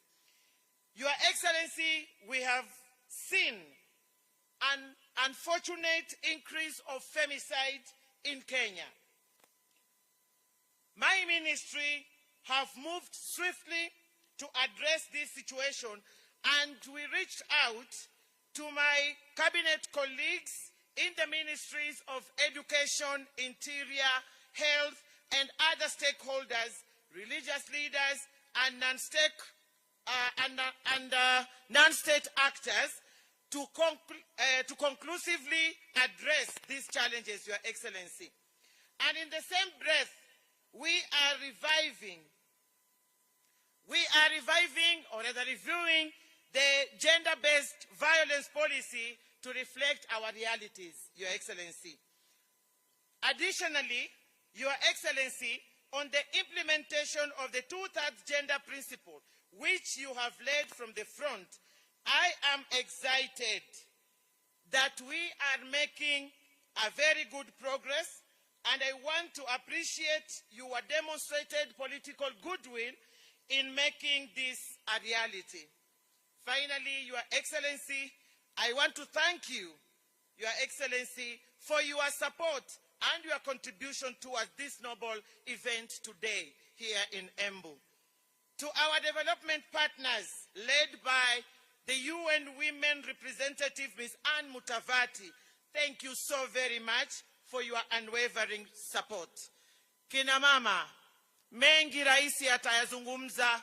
Nina imani ya kwamba kikapu chake kimejaa kwa mazuri, lakini yote 9, 10 ni kwamba sisi kama kina mama, Mheshimiwa Rais, katika taifa letu la Kenya, tulikushikilia, tutakushikilia na tutaendelea kukushikilia, kwa sababu hatujapata kipenzi cha roho zetu kama kina mama sisi katika taifa letu la Kenya, anayetuenzi kama unavyotuenzi Mheshimiwa Rais.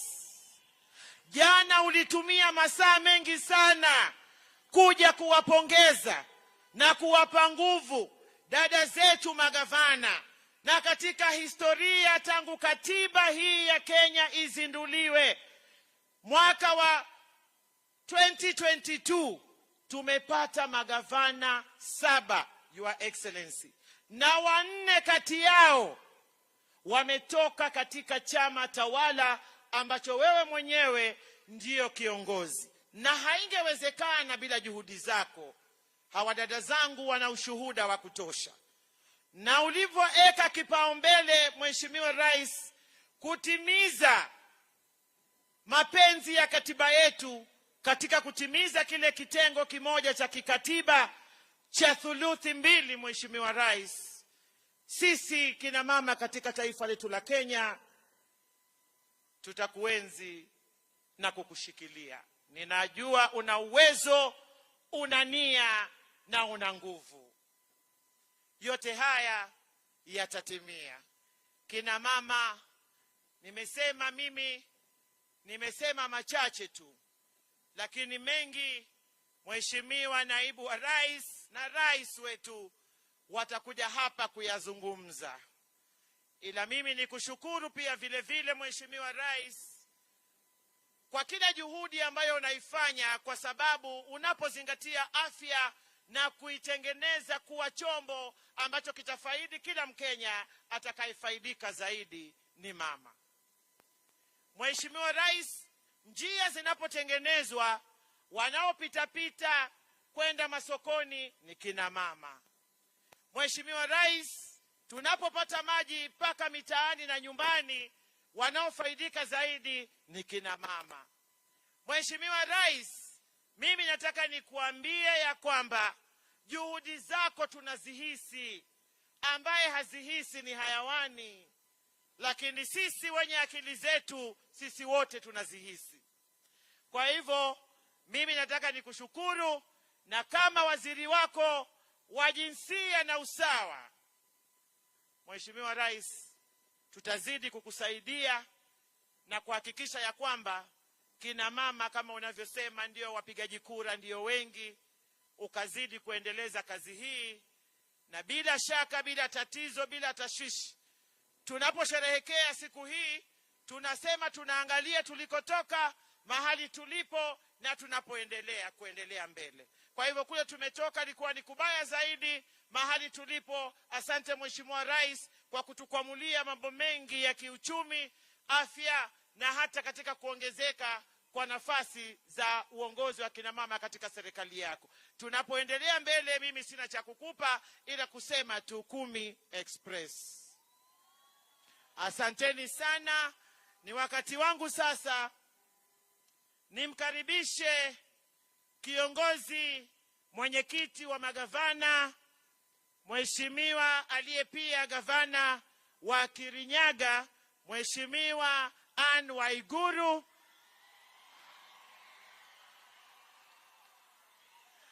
na pia vile vile amevaa kofia nyingine ya kiongozi wa G7. Asante sana Mheshimiwa Anne Waiguru.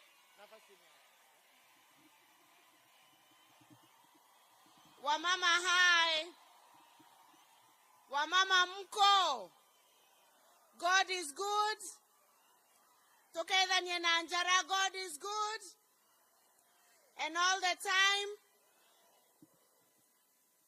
Your Excellency, the President of the Republic of Kenya, Daktari William Samoei Ruto, Your Excellency, the Deputy President of the Republic of Kenya, Your Excellency Rigathi Gachagua, Waziri wa Gender dadangu Aisha Jumwa, the Governor of Embu County, Governor Cecily Mbarire, sometimes we call her Cecilia, my fellow colleague governors, leaders who are present, members of parliament, members of Senate, county assemblies, all protocols observed. Before I say one word, Your Excellency, ningependa kwa heshima niombe niwatambue magavana wenzangu, na ningependa kuwaomba waje hapa mbele ili tujitambulishe. Kina dada magavana ni wasaba tu. There are only 7. We call ourselves the G7. Tafadhali wakaribisheni kwa shangwe na vigelegele.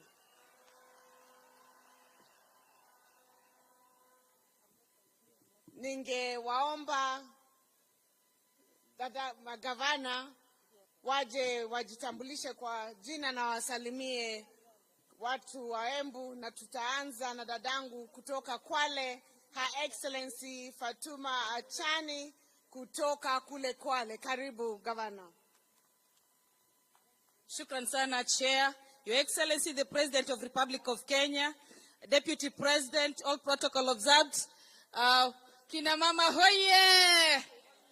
Mimi yangu tu ni kumshukuru Rais wa Jamhuri ya Kenya kwa kutushika mkono sisi kina mama.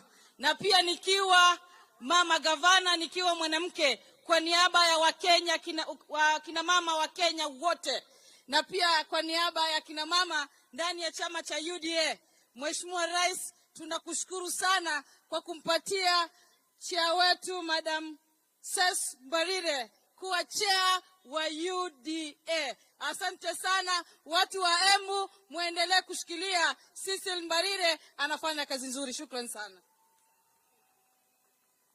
Asante sana gavana wa Kwale. Na sasa ningependa kumkaribisha gavana jirani wa kutoka kaunti ya Meru, Gavana Kawera Mwangaza. Kaende. Kaende.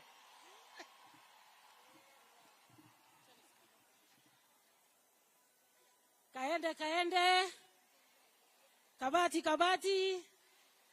Kaende. Kabati. Mheshimiwa Rais, napenda kukupongeza sana na kukushukuru pamoja na naibu wako na viongozi wote. Mugeni kaere. Mimi kutoka Meru na waletea salamu za kutoka kule kwa kina mama wa Meru, na speed yetu ya Meru kama mnavyosikia ni 1000 kilometers per hour, ambayo ni ya kukanyanga mwisho kabisa. Kabati, kaende. Na ile inatusaidia sana ni ile pesa ambayo rais ametupatia kama kina mama. Ametupatia pesa nyingi kutoka national government, na tunaweza kupeleka maendeleo yetu mbele vizuri. La pili, Mheshimiwa Rais, napenda sana kukushukuru kwa sababu ya kupatia dada yetu Karinda kiti kubwa ya UDA. Mungu akubariki sana. Kama kina mama tunasema tuko pamoja na wewe, tutaendelea kukushikilia. Na sasa kwa sababu mimi ni jirani wa Karinda hapa, ninaomba ombi moja, Mheshimiwa Rais. Tukimaliza hii ya International Women's Day siku ya leo, mwaka ujao tembea Meru, ukuta wa kina mama wa Kabati, kaende, na Mungu awabariki katika jina la Yesu. Asante Gavana Kawera. Na sasa ningependa kuita gavana wa Nakuru County, Gavana Susan Kehika. Wamama wa Embu hamjambo. Kwanza niseme nimeleta salamu kutoka upande wa Nakuru. Mumeziamkia? Haya, God is good and all the time. Yangu sio mengi leo isipokuwa tu kusema asante sana kwa kushikilia dada yangu, your governor Karinda Ses. Mimi nimekuwa Nairobi wakati once tukiwa na mheshimiwa Governor Ses, na kila siku akiamuka anatembea kila ministry akitafuta projects za kuleta upande wa Embu. Na nikimuuliza ananiambia ako very focused kwa sababu anataka ku make sure Embu imepata maendeleo kabisa kutoka serikali ya Kenya Kwanza and our president. Your Excellency the President, asante sana for making our chair of UDA Governor Ses. She is up to the task. She is good. She understands what to do and what is needed. Na kwa hivyo tuko sawa kabisa kama chama under uongozi wa dada wetu Ses Barire. So thank you very much Embu, na muendelee kumshikilia. Thank you, asante.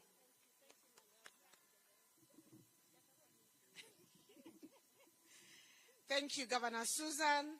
And now I'd like to invite another neighbor for Embu, Governor of Machakos, Her Excellency Wavinya Ndeti.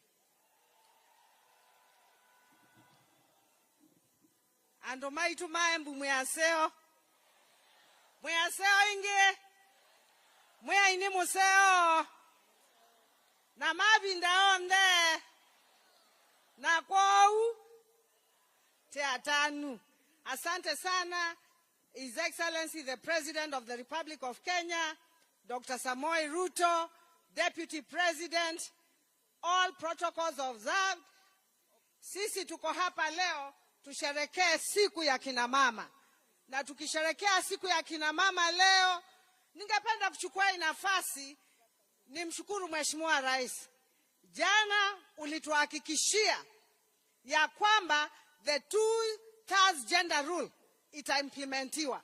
That is one thing we want to thank you for. Hii kitu tumepigana nayo miaka mingi kama kina mama, tuweze kupata nafasi, but now going to the level ya kuimplement hiyo, sisi tumeshukuru sana. Watu wetu wa Embu, mimi nataka kuwashukuru sana kwa kumchagua dada yetu Cecil Mbarire. Yeye ni jirani yangu hapa. Na huyu mama anajua shida za kina mama. Mumesikia ameongea vile mama anafanya kutoka asubuhi mpaka asubuhi lengine. Yeye ni mama anawaelewa. Na ninawaambia muendelee na kumshika mkono na atawafanyia kazi. Na sisi kama kina mama tumeamua kufanya kazi. Empowerment ya mama ni kitu ya muhimu sana.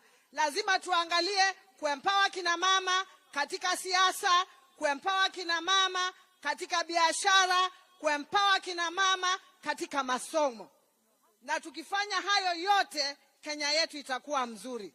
Kwa hivyo, mimi sina mengi ya kusema. Ndugu zangu, Mwenyezi Mungu awabariki, na let us continue being good neighbors. Asanteni sana, Mwenyezi Mungu awabariki.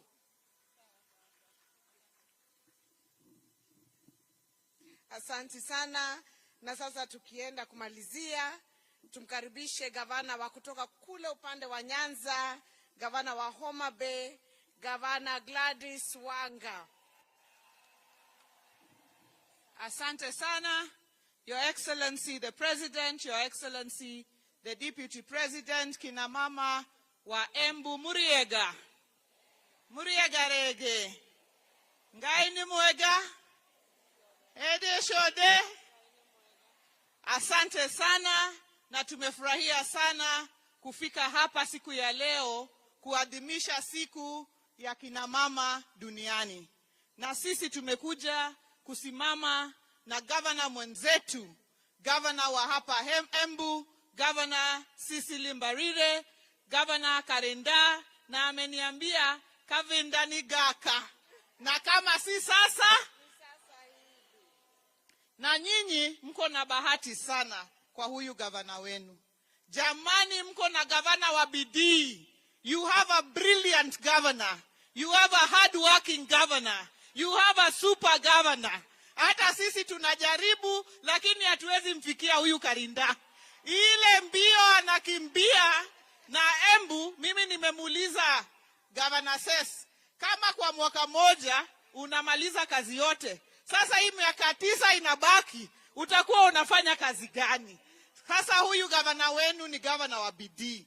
Na mimi ingawaje tuko mirengo tofauti ya siasa, ile shida inapata mama hapa Embu ni sawa na ile shida inapata mama kule Homa Bay. Ndio maana tumekuja pamoja, tushikane chini ya uongozi wa huyu gavana wetu, Gavana Anne Waiguru. Ndio anatushikilia kwa sababu yeye sasa anaenda kumalizia, na yeye anatuguide, anatuonyesha fuata hapa, na tunamuombea akimaliza aendelee kuendelea. Asanteni sana, na Mungu awabariki, na asante sana Mheshimiwa Rais kwa kutushikilia kama kina mama.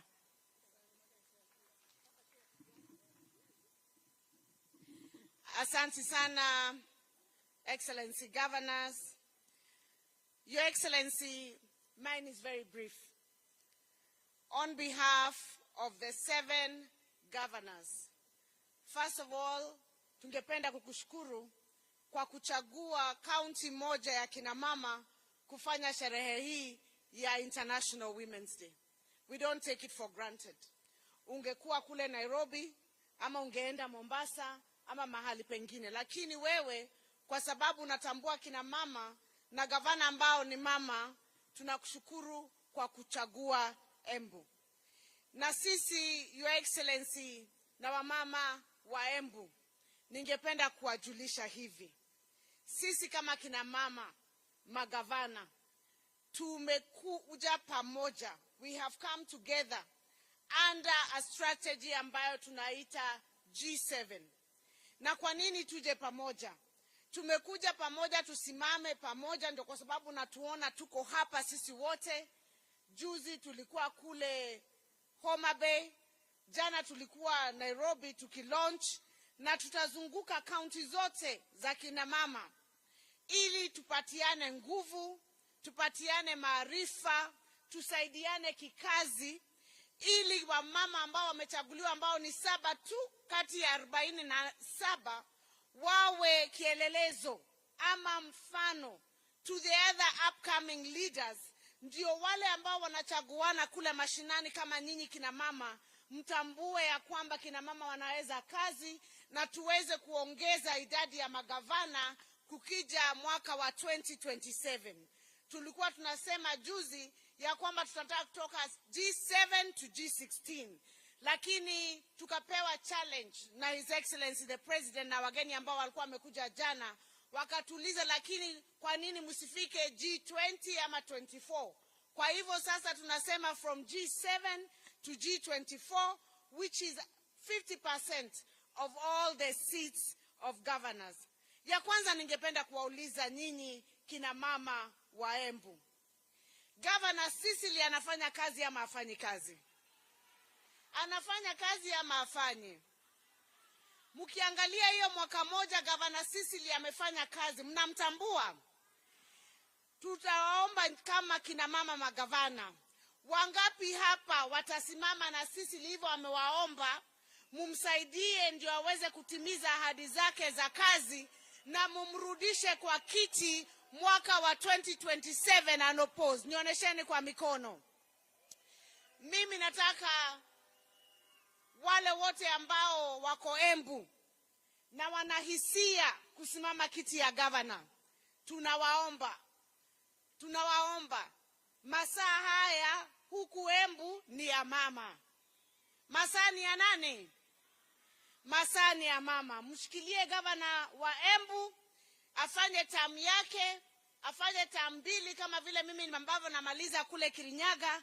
Tuende tukiongeza idadi ya viongozi kwa sababu ya kitu inaitwa inclusion and equality. Haya maneno mengine yote yanahusu kina mama. Maneno ya maji, ya agriculture, ukulima, ya biashara, kujenga soko, sitaki kurudia vile Gavana Cecilia amesema, kwa sababu hapo ndipo tupo. Na sitaki kuchukua muda sana kwa sababu mnaelewa. Hiyo mambo ndio tumeweka kwa strategy ya G7. Na tunatafuta support ndio governors hawa waweze pia kushika wanawake wengine mkono. Wale ambao wanataka kusimama viti zingine za magavana na za ma-MP na za ma-MCA, ndio tutoke upande wa nomination sana. Tuwe tunachagua mama idadi not less than 30%. Na Your Excellency tukushukuru. Nikushukuru kwa sababu ya your commitment on the 2/3 gender rule. Governor Aisha ameongea hayo na sitarudia. Kule kwetu Kirinyaga tulifunga pombe, na watu wakakuwa deregistered, na tukafanya process ingine ya kufungua. Na ninaona pia huku Embu inaendelea. Sisi kama kina mama kule Kirinyaga tunasema baa zilikuwa zinafungwa, wanaume pia wanapeana heshima nyumbani, wanakuja mapema. Kwa sababu baa zilikuwa zimefanya nini? Zimefungwa. Na sisi tunasema pia kina mama Kule kwetu tunasema pia hao pia wanapeana heshima yao. Ndio wazee watoke kwa baa waingie wapi? Nyumbani. Sisi tunaomba hii program ambayo tunaweka, tukuwe na program holistic ambayo si ya kufunga tu kama vile tumefunga, tukuwe na alternative ways of entertainment, ways of getting our young people involved, ways of empowerment. Ndio watu wakitoka upande huu wawe na mahali ya kuenda upande huu kama sports. Na tunajua tukishirikiana kama G7 kutakuwa na mpangilio ambayo itakuwa inaleta empowerment huku mashinani. Your Excellency, unaweza kuwa haujui, lakini jana kwa sababu Kirinyaga ni jirani ya Embu, tulikuwa naongea na watu wa Kirinyaga, wakaniambia hiyo maneno yote ya bei ya mifugo, kwa sababu ukiangalia hawa wamama, Your Excellency, hawa ni wakulima, wengi wao ni wanabiashara, si ndio? Na wote wanategemea ukulima wao. Ningeomba tu kitu moja very urgent ambayo ningeomba serikali yako iangalie. Bei ya kahawa imeanza kwenda juu, bei ya majani kidogo, lakini bei ya makadamia ilikuwa imepanda ikafika 120 sasa juzi imeshuka chini ikafika 30 shillings. Your Excellency, kama ungeangalia hiyo, kwa sababu macadamia is one of our main exports, zile zinakuwa zinasaidia kina mama sana. Wengine hawawezi kuwa wanaelewa sana, lakini ile pesa inakuja kila siku. Ungeambia watu wako waangalie hiyo maneno ya bei, kwa sababu the drastic drop in 1 week was quite shocking, na it can be devastating to many of our farmers. Your Excellency, na kina mama, Governor Cecilia amesema tunafanya kazi kutoka asubuhi mpaka saa ngapi? Mpaka saa ngapi? Mpaka saa ngapi? Mpaka asubuhi ile ingine, si ndio?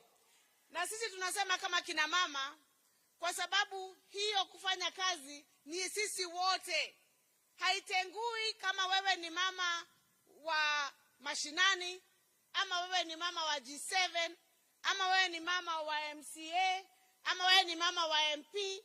Sisi wote tuko na hizo shughuli.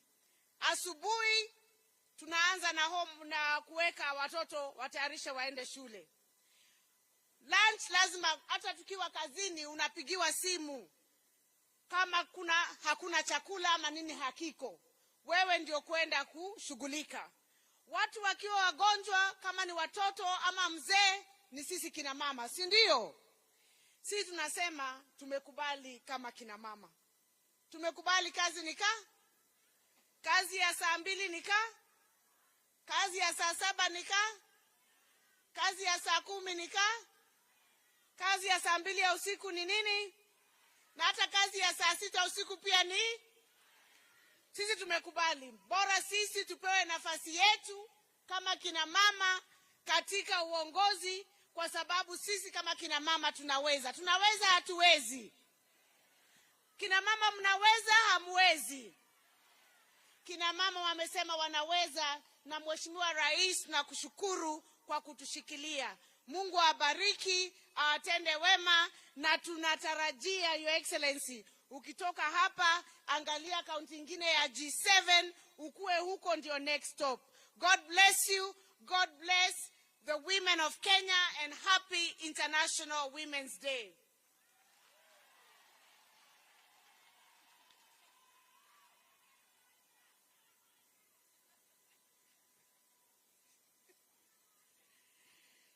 Na sasa kwa heshima, na naomba msamaha, kwa heshima kuu ningependa kuomba kumkaribisha naibu wa rais aje atuongeleshe, His Excellency Rigathi Gachagua aka Rigi G. Karibu naibu wa rais.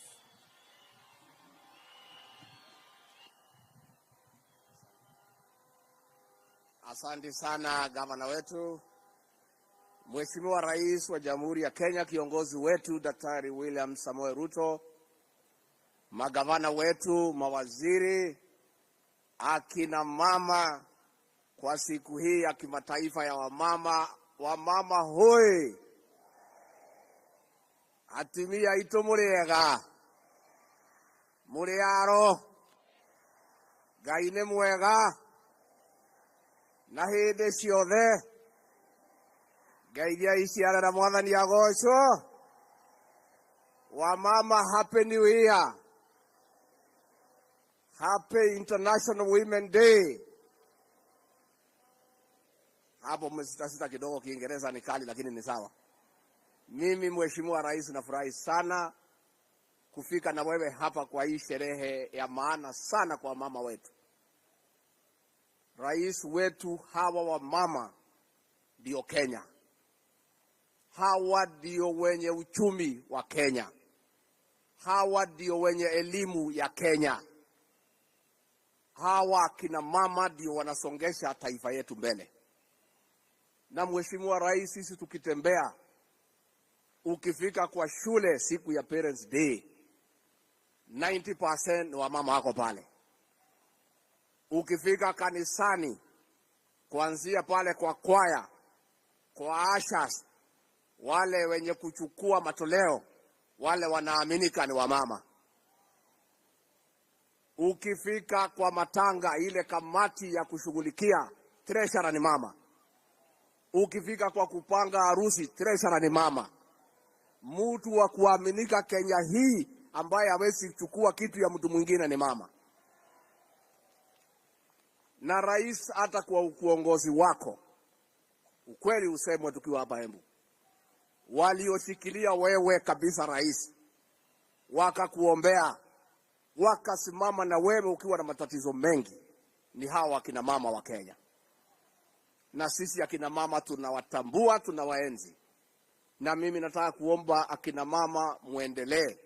Na sisi kama viongozi, kama wanaume, kazi yetu ni kushikilia wamama. Kwa sababu hiyo ndio kazi yetu tumepewa na Mwenyezi Mungu. Kazi yetu ni kulisha wamama na kuwachunga. Na tukishindwa wanajilisha. Sina kuwaga namna hiyo. Hao wamama ni waajabu, Your Excellency. Na maboma yetu, ile maboma yote imesimama vizuri, ni akina mama wamesimamia. Na hata wale hawajapata yule wanaelewana kukaa na yeye, pia wanasimamisha boma. Na wanasomesha watoto. Na kwa hivyo sisi tukifika hapa na rais tunasema hongera, pongezi ya kina mama. Sisi na rais tunamtambua na ni jukumu letu kumsaidia.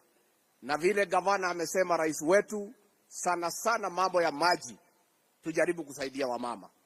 Kwa sababu hao wamama wakiwa na maji, alafu wakuwe na kitu kwa mfuko, hata hawazeeki. Mama ni kibeti na maji.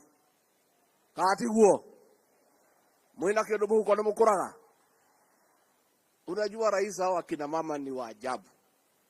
Hawa wakiwa wamekaa vizuri, na ndio rais vile umepanga hawa kina mama waeke kitu kwa mfuko.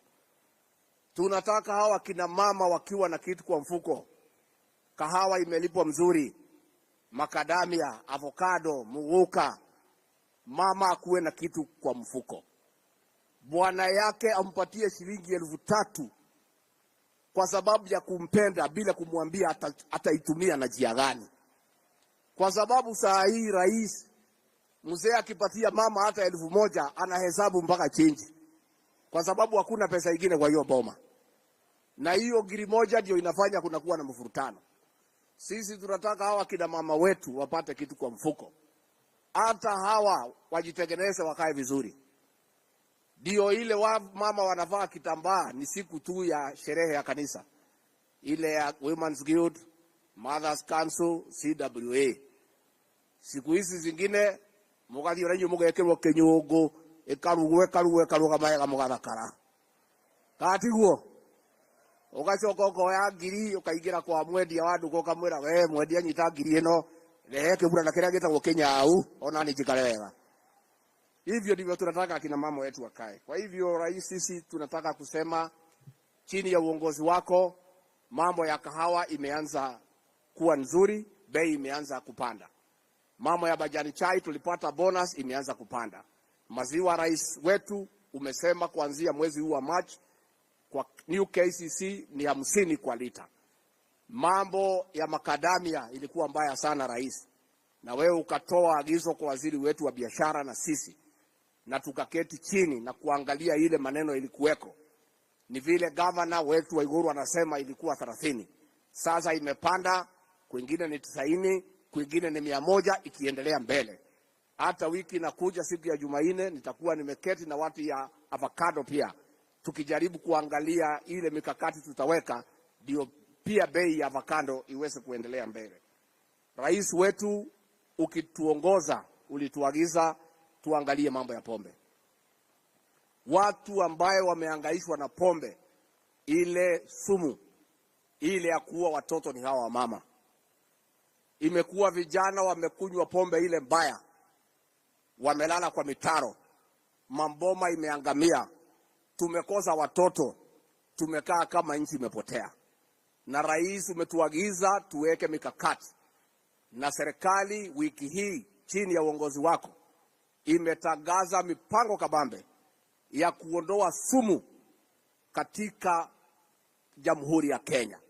Wale wote watu walikuwa wanatengeneza sumu na kuuzia watoto wetu, hizo factory zote tumefunga, na polisi wameagizwa zile mafactory ambaye ni ya ukora haina leseni wasifunge na kuharibu hiyo mitambo ya kutengeneza sumu ya watoto wetu. Na tunaomba governors na viongozi mtuangalilie hao maofisa, tumewapatia siku 10 kumalizana na hizo mafactory ambaye ni illegal. Mtuangalilie, Governor Iguru, Governor says mtuangalilie. Mkiona hao officers wetu bado chukua ile hatua inatakikana mtueleze. Lakini nikiwa hapa katika magavana katika eneo hili, huyu Governor Karinda na huyu Governor wa Iguru, kwa hii maneno ya pombe walikuwa mstari ya mbele, hawaogopi hiyo watu. Wanaume wengine walikuwa wanatishwa na hii watu, wanaweka mguu hapa katikati ya mguu. Lakini hao magavana wawili, hata nilikuwa nimesema waume watoe longi wapatie, kwa sababu hawa ndio wako shujaa. So pia tunataka tuseme tusaidiane ndio tuweze kurudisha vijana wetu kwa laini, lakini hatusemi ati pombe inaharibiwa, hapana. Nyinyi kama mko na ile pombe nzuri imekubalika, muende muuzie ile wanataka kukunywa. Lakini ile sumu hiyo hatuwezi kubali haribu watoto wetu. Kama mko na tuetekelie. Kwa hivyo rais, mimi nikimalizia kutoka hapo niseme watu wa Embu, rais na mimi hatutachoka kusema asante. Adwa Embu mwegoko neinywe nie na muthurio tutikanoga ni kuga thengio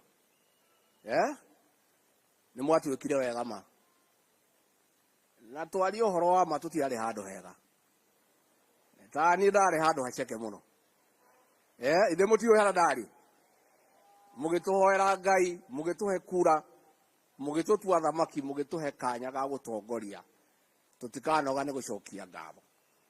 Andu a Embu, handu hakwa na muthamaki uyu witu William Ruto, kuma ngoro yakwa thiini, amukirai ngatho ciakwa. Pia niseme asante kwa huyu Karinda na hao viongozi wote mlitupatia kwa UDA. Mulitafuta viongozi ambaye wanaelewa kazi ambayo walipewa. Na huyu Karinda, Your Excellency, mimi nimpongeze. Kabla akuwe gavana hapa, watu wa Mbere na watu wa Embu hawakuwa wanajisikia wameshirikishwa kwa serikali. Na huyu Karinda ameenda Mbere, ameteua watu ya Mbere, amewaleta kwa serikali. Saa hii wa Embu na wa Mbere wanajisikia wako ndani ya serikali. Mimi nataka governor nikuambie well done. Hata vile umeongoza hii county, viongozi wote wanaongea sauti moja. Finally, mimi niseme katika hii serikali ya William Ruto, mtetezi wa wamama number 1 ni Rais William Samoei Ruto. Na hii maneno ya 2/3 gender rule, mwenye ambaye atatimiza na atahakikisha imefanyika ni huyu kiongozi wetu. Aliketi chini kwa meza yake, akachukua kalamu na karatasi, akaandika maoni yake vile anafikiria inaweza fanyika, akatuma kwa bunge. Na ndio unaona serikali yake mawaziri ni 10. Na hao mawaziri wote ambaye ni wamama wanafanya kazi kwa njia nzuri sana. Na kwa hivyo wakina mama watapewa nafasi kwa uongozi. Na vile rais ulisema jana ni kweli, tumeongea na tutaendelea kuongea vile hawa wakina mama huko mbele watashirikishwa katika serikali kuu wakiwa na nyadhifa ambaye iko na uzito. Kwa sababu hawa wakina mama wamejionyesha ya kwamba wako na umaarufu na wanaweza kupewa nafasi ya kuongoza. Si hiyo tumekubaliana?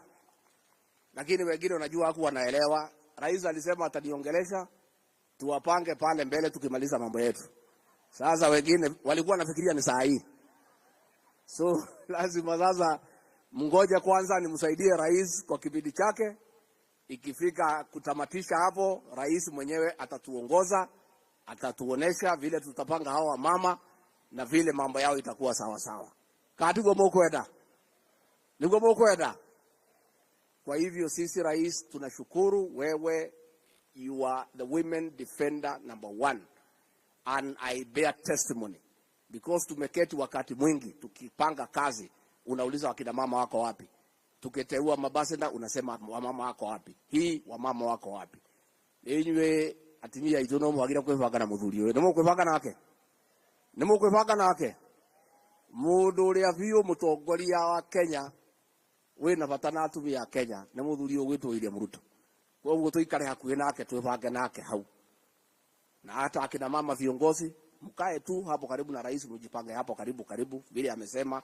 Anaona nyinyi, ana study, anaona vile mnaendelea, mkae tu hapo karibu na rais, mkae hapo karibu na mimi, pange mambo yenu iko mbele, itakuwa sawa.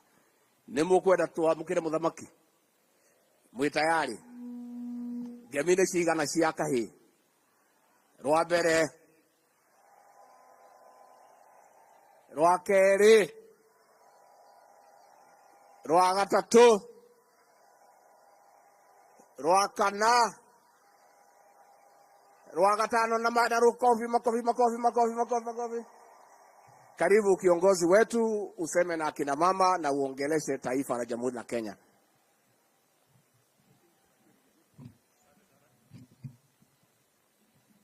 Asante sana Bwana Deputy President, tafadhali tunaweza kuketi chini. Asante sana.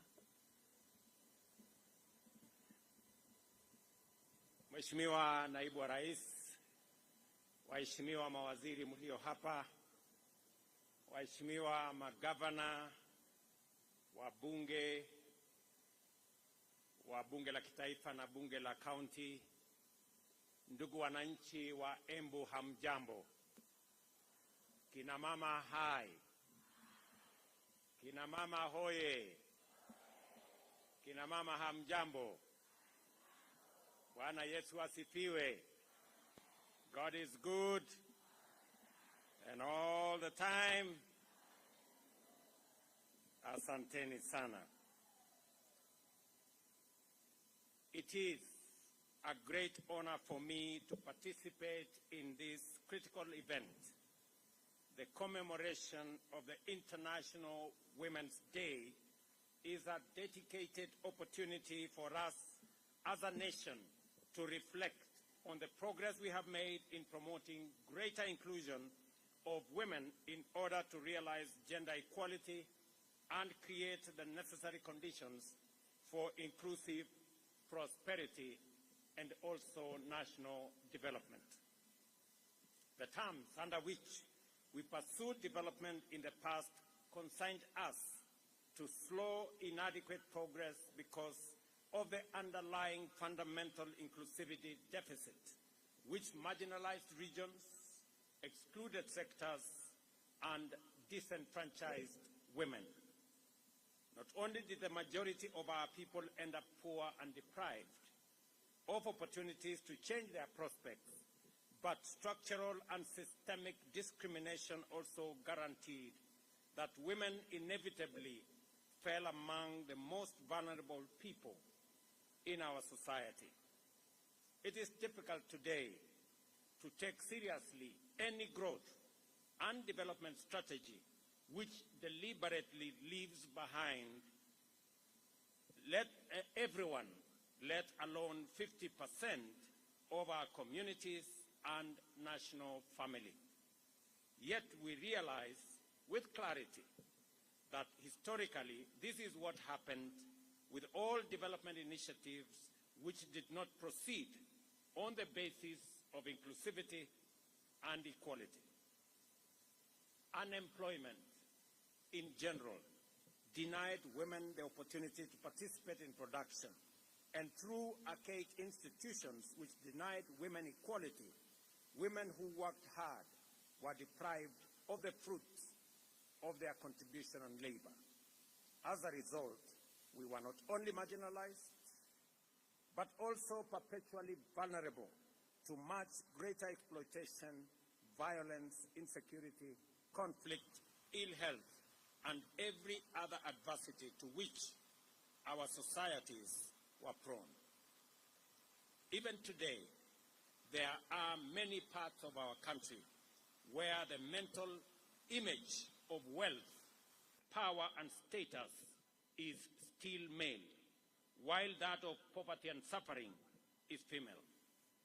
It is highly self-contradictory for a society to rapid economic development while sustaining structural conditions which exclude half of the people, and yet that is exactly what failure to implement full inclusion of women and gender equality does.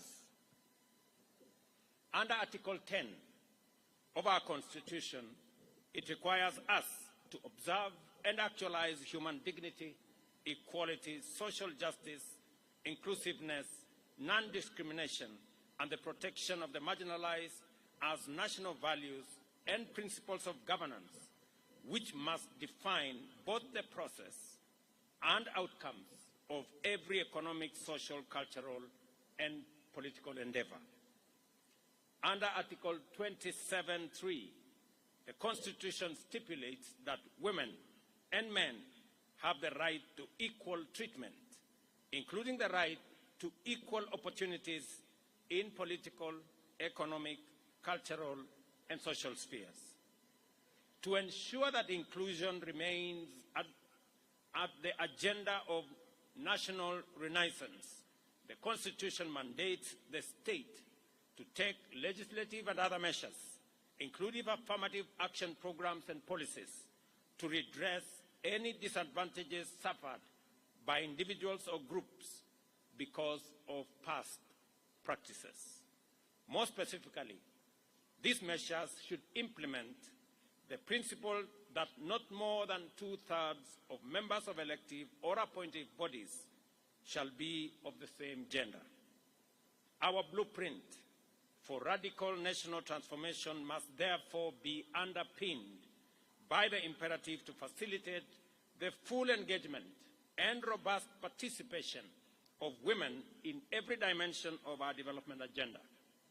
The bottom-up economic transformation agenda thus recognizes the unprecedented radical power in facilitating the full contribution of all our people in every sector, rather than just half of them.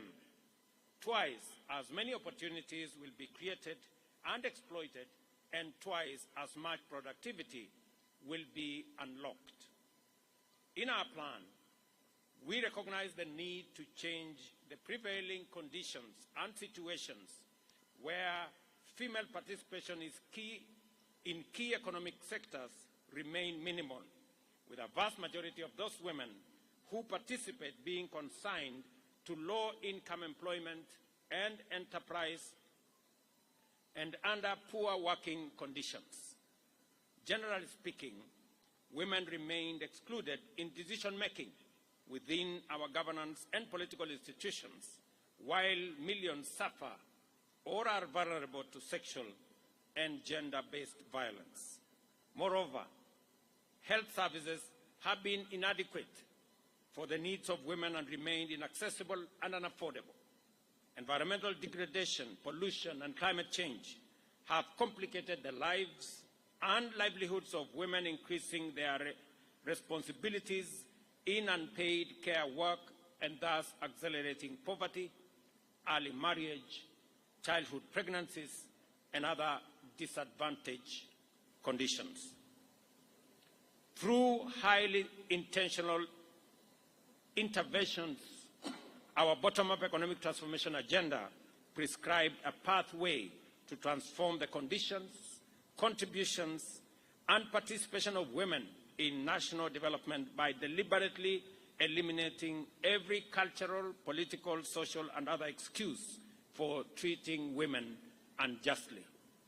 To achieve this, we recognize that we would have to direct unprecedented levels of investment to promote inclusion and affirmative action in socio-economic sectors.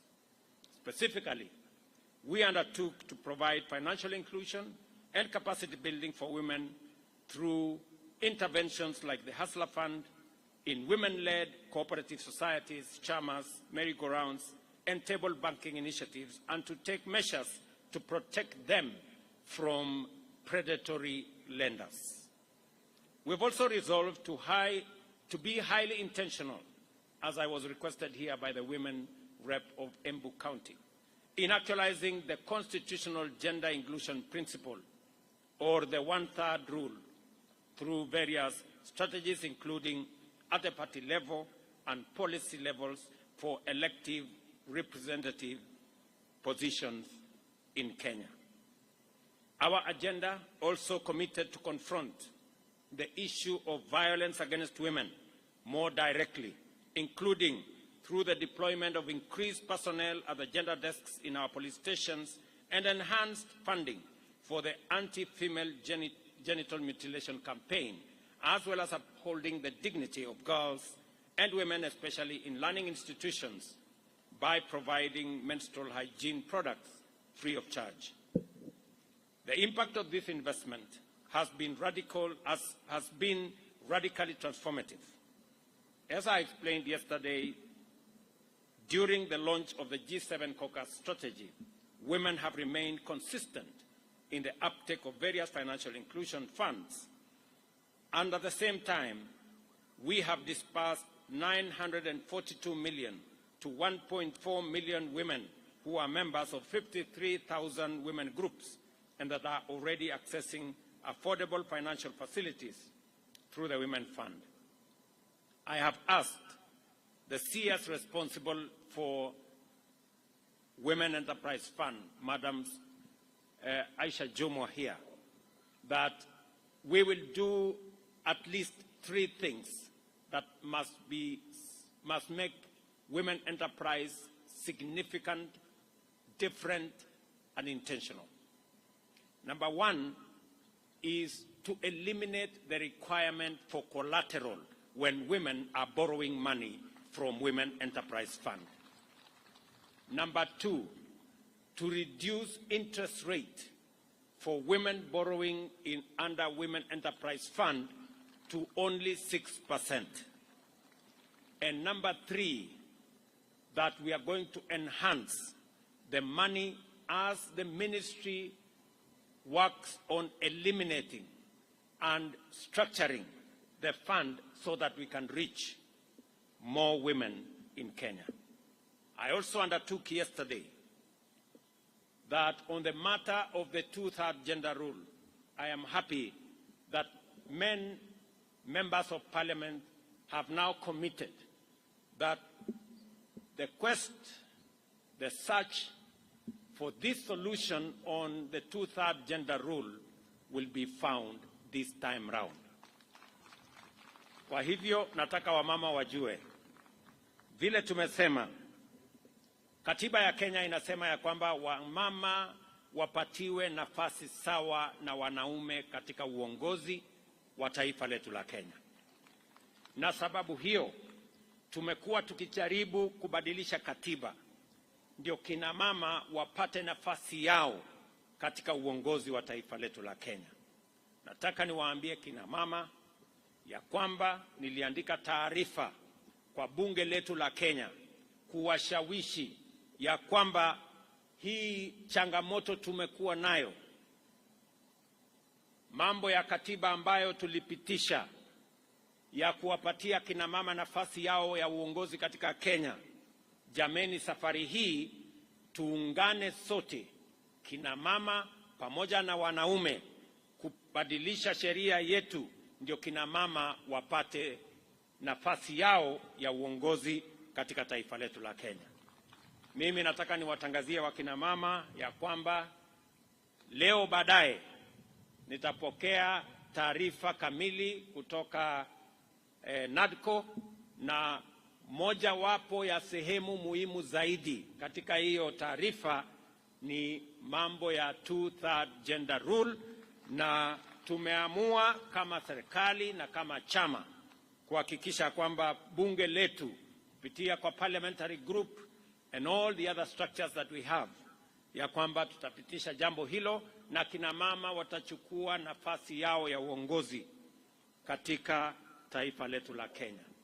Vile vile nataka niwatangazie kina mama hapa kwamba leo asubuhi, kwa sababu ya heshima ya kina mama wa taifa letu la Kenya, leo asubuhi nimewapatia kina mama 10 kuwa mabalozi wetu katika nchi mbalimbali ya dunia, na vile vile kuwapatia kina mama wengine 6 deputy ambassadors kama pia heshima ya siku hii ya International Women's Day.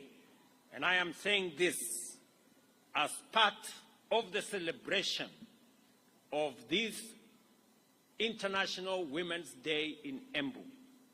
This morning, I have appointed 10 more women as ambassadors in different parts of the world, and another 6 deputy ambassadors in recognition of the contribution of women to the leadership of our nation. Vile vile, ningependa kuambia kina mama hawa, kina mama viongozi, imesemekana pale nyuma kwamba ile kazi mwanaume anaweza kufanya, mama anaweza kufanya zaidi. What men can do, women can do better. Na mimi ni shahidi kwa sababu baraza letu la mawaziri, kwa ile kazi ya muhimu 5 ambayo tumeweka katika manifesto yetu, kina mama hawa wanaongoza katika nafasi 4 ya manifesto yetu. Mimi nataka niwaulize kina mama, kwa sababu niko hapa Embu leo. Nilikuja kuanzisha mpango ya housing hapa Embu, na nitarudi hapa. Nishakubaliana na viongozi wa Embu ya kwamba nitarudi hapa kabla ya mwisho wa mwezi huu. Nitakuwa hapa Embu tena, kwa sababu ile kazi ya housing ambayo nataka kina mama waelewe ni nini tunafanya ili kuwapa kina mama wa taifa letu la Kenya nafasi sawa ya kujisimamia, kujiendeleza na pia kuchangia katika kuendesha taifa letu la Kenya. Ya kwanza ni mambo ya housing. Program ya housing inaongozwa na mama waziri anaitwa Alice Wahome. Na kufikia sasa tayari tuko na sehemu ama nyumba ambayo tunajenga Kenya, nyumba 1,100, na tuko na vijana wanaofanya kazi katika program ya housing. Vijana zaidi ya 1,150 wanafanya kazi katika sehemu ama mpango wa housing, kwa sababu tunaelewa ya kwamba mtoto akikosa ajira, mwenye anapata matatizo ni mama nyumbani. Mzee akikosa kazi, mama anazumbuka, kwa sababu kisirani yote ya kukosa kazi inaelekezwa kwa kina mama.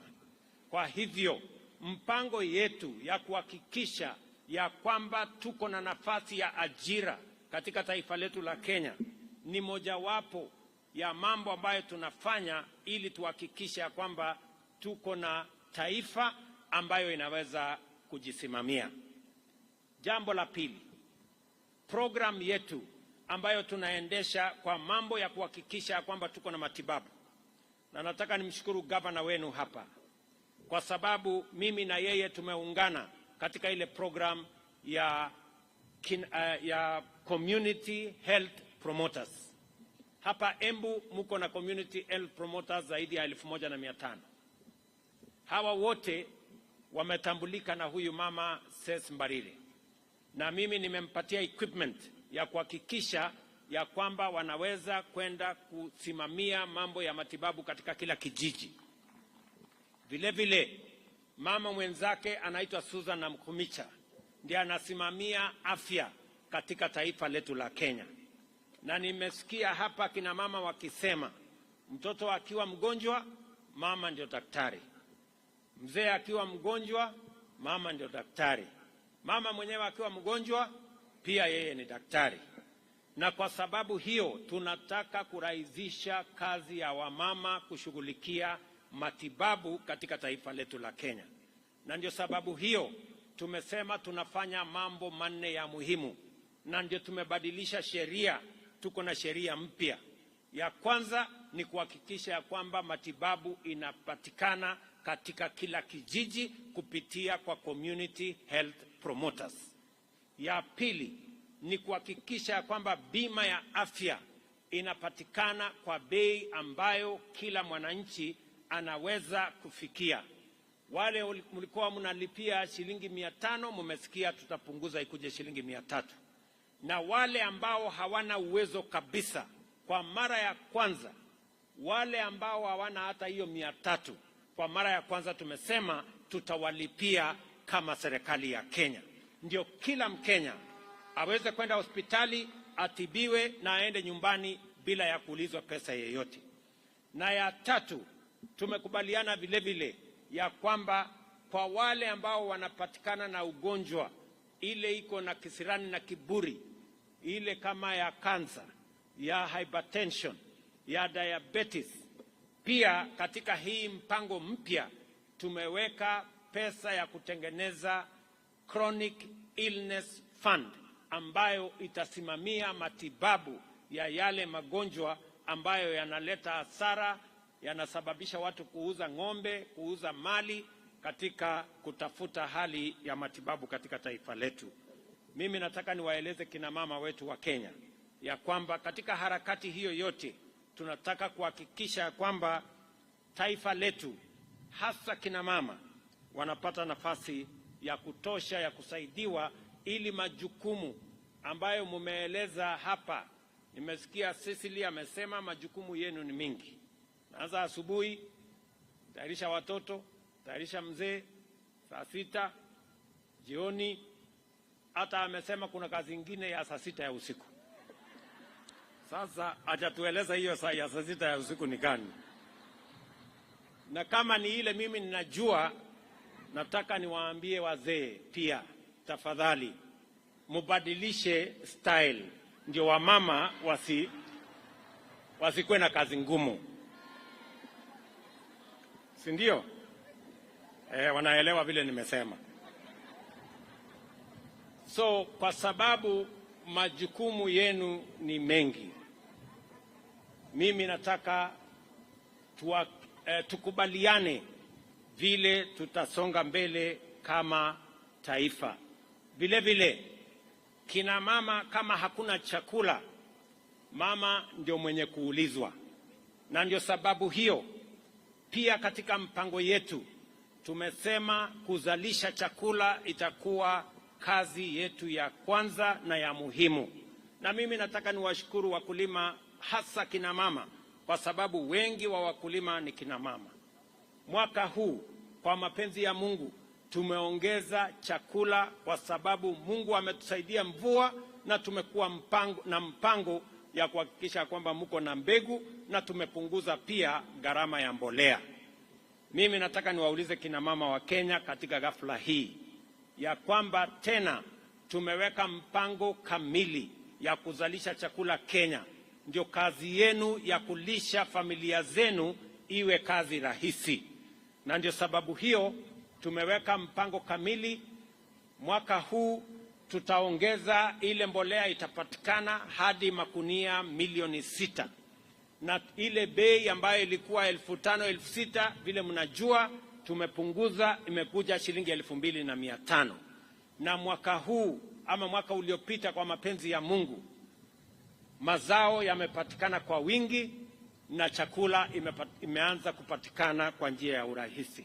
I want to ask farmers, especially our women, because they are the backbone of our agriculture, that this time round we double our efforts. We have made arrangements on how we are going to ensure that our agriculture expands, our productivity expands. We are going to deliver more seed, affordable fertilizer, and support farmers so that we can eliminate the shame of hunger in our country.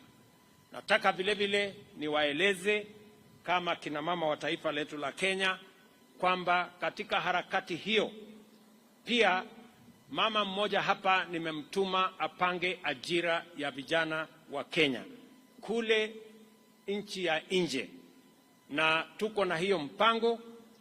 Leo asubuhi nilikuwa na mkutano mkubwa ya kupanga vile ajira itapatikana kwa mitandao, tuhakikisha kwamba digital jobs become a reality.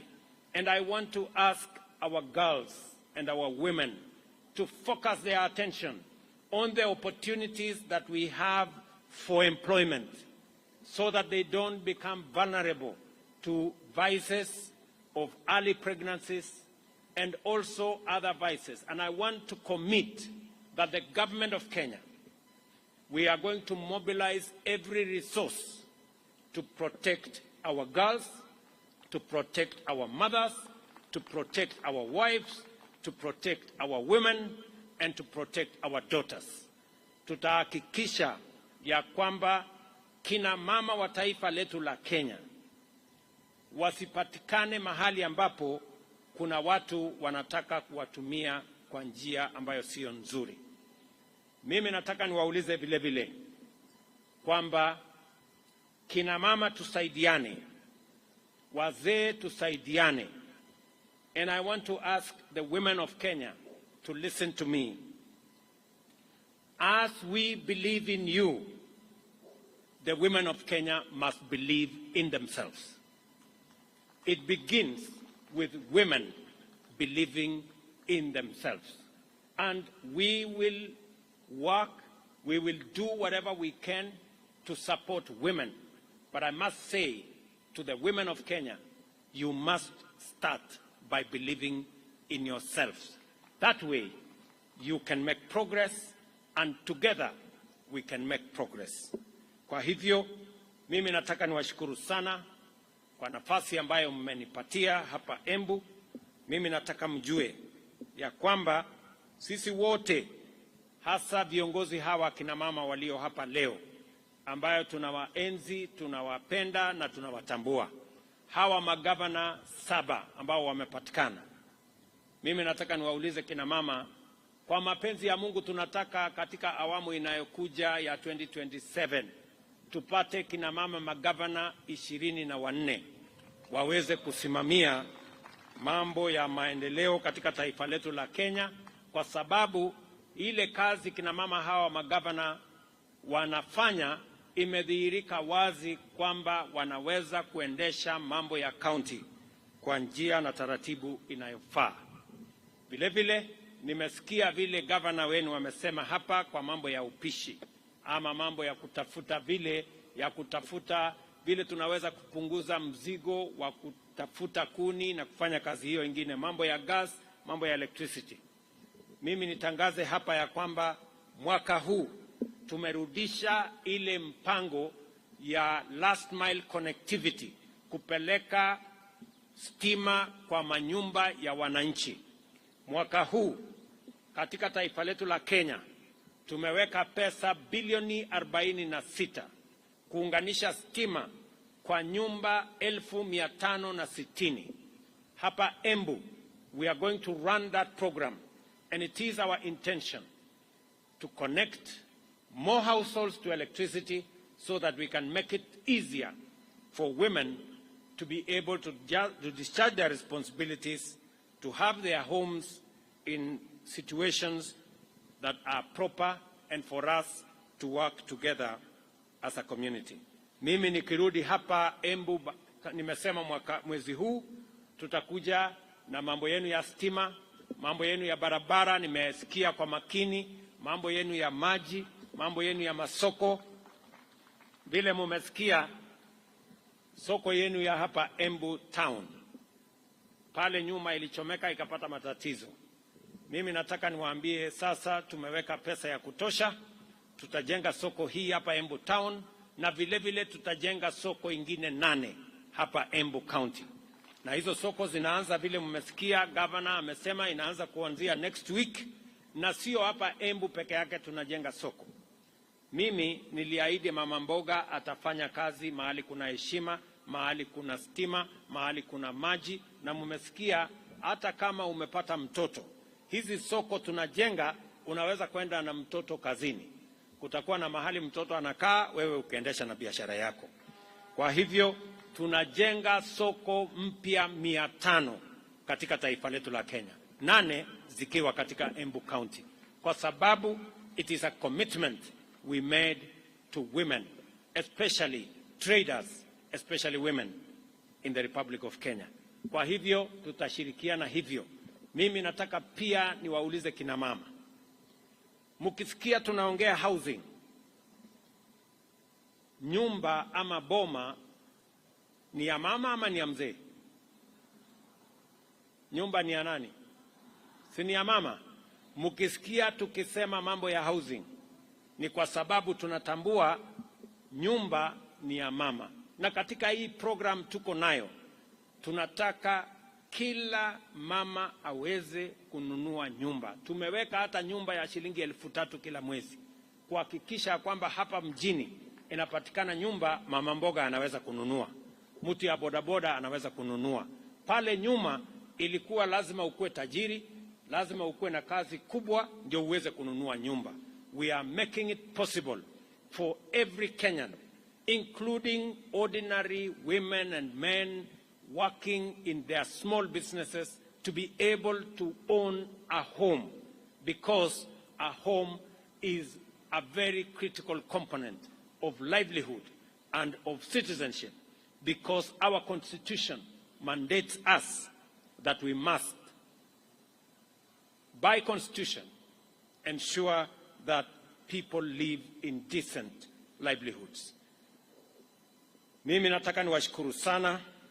Let us all promote peaceful coexistence, effective communication, and the rejection of violence as a method of resolving disagreements or pursuing objectives, whatever they may be. We must embrace communication, tolerance, and respect for dignity of every person, and do our part as men and women to prevent violence against women. We must live up to the sacred commitment in the preamble of our Constitution to nurture and protect the well-being of the individuals, the family, communities, and of course our nation. For us, at this point in our history as a nation, this must begin with feasible action to protect the dignity, well-being, and security of women, and to invest in their effective inclusion in the economic transformation of our country. Congratulations to all our women in Kenya. Happy International Women's Day, and my very best wishes as we forge into the future together as a people. Asanteni sana, Mungu awabariki, na tunawapenda sana.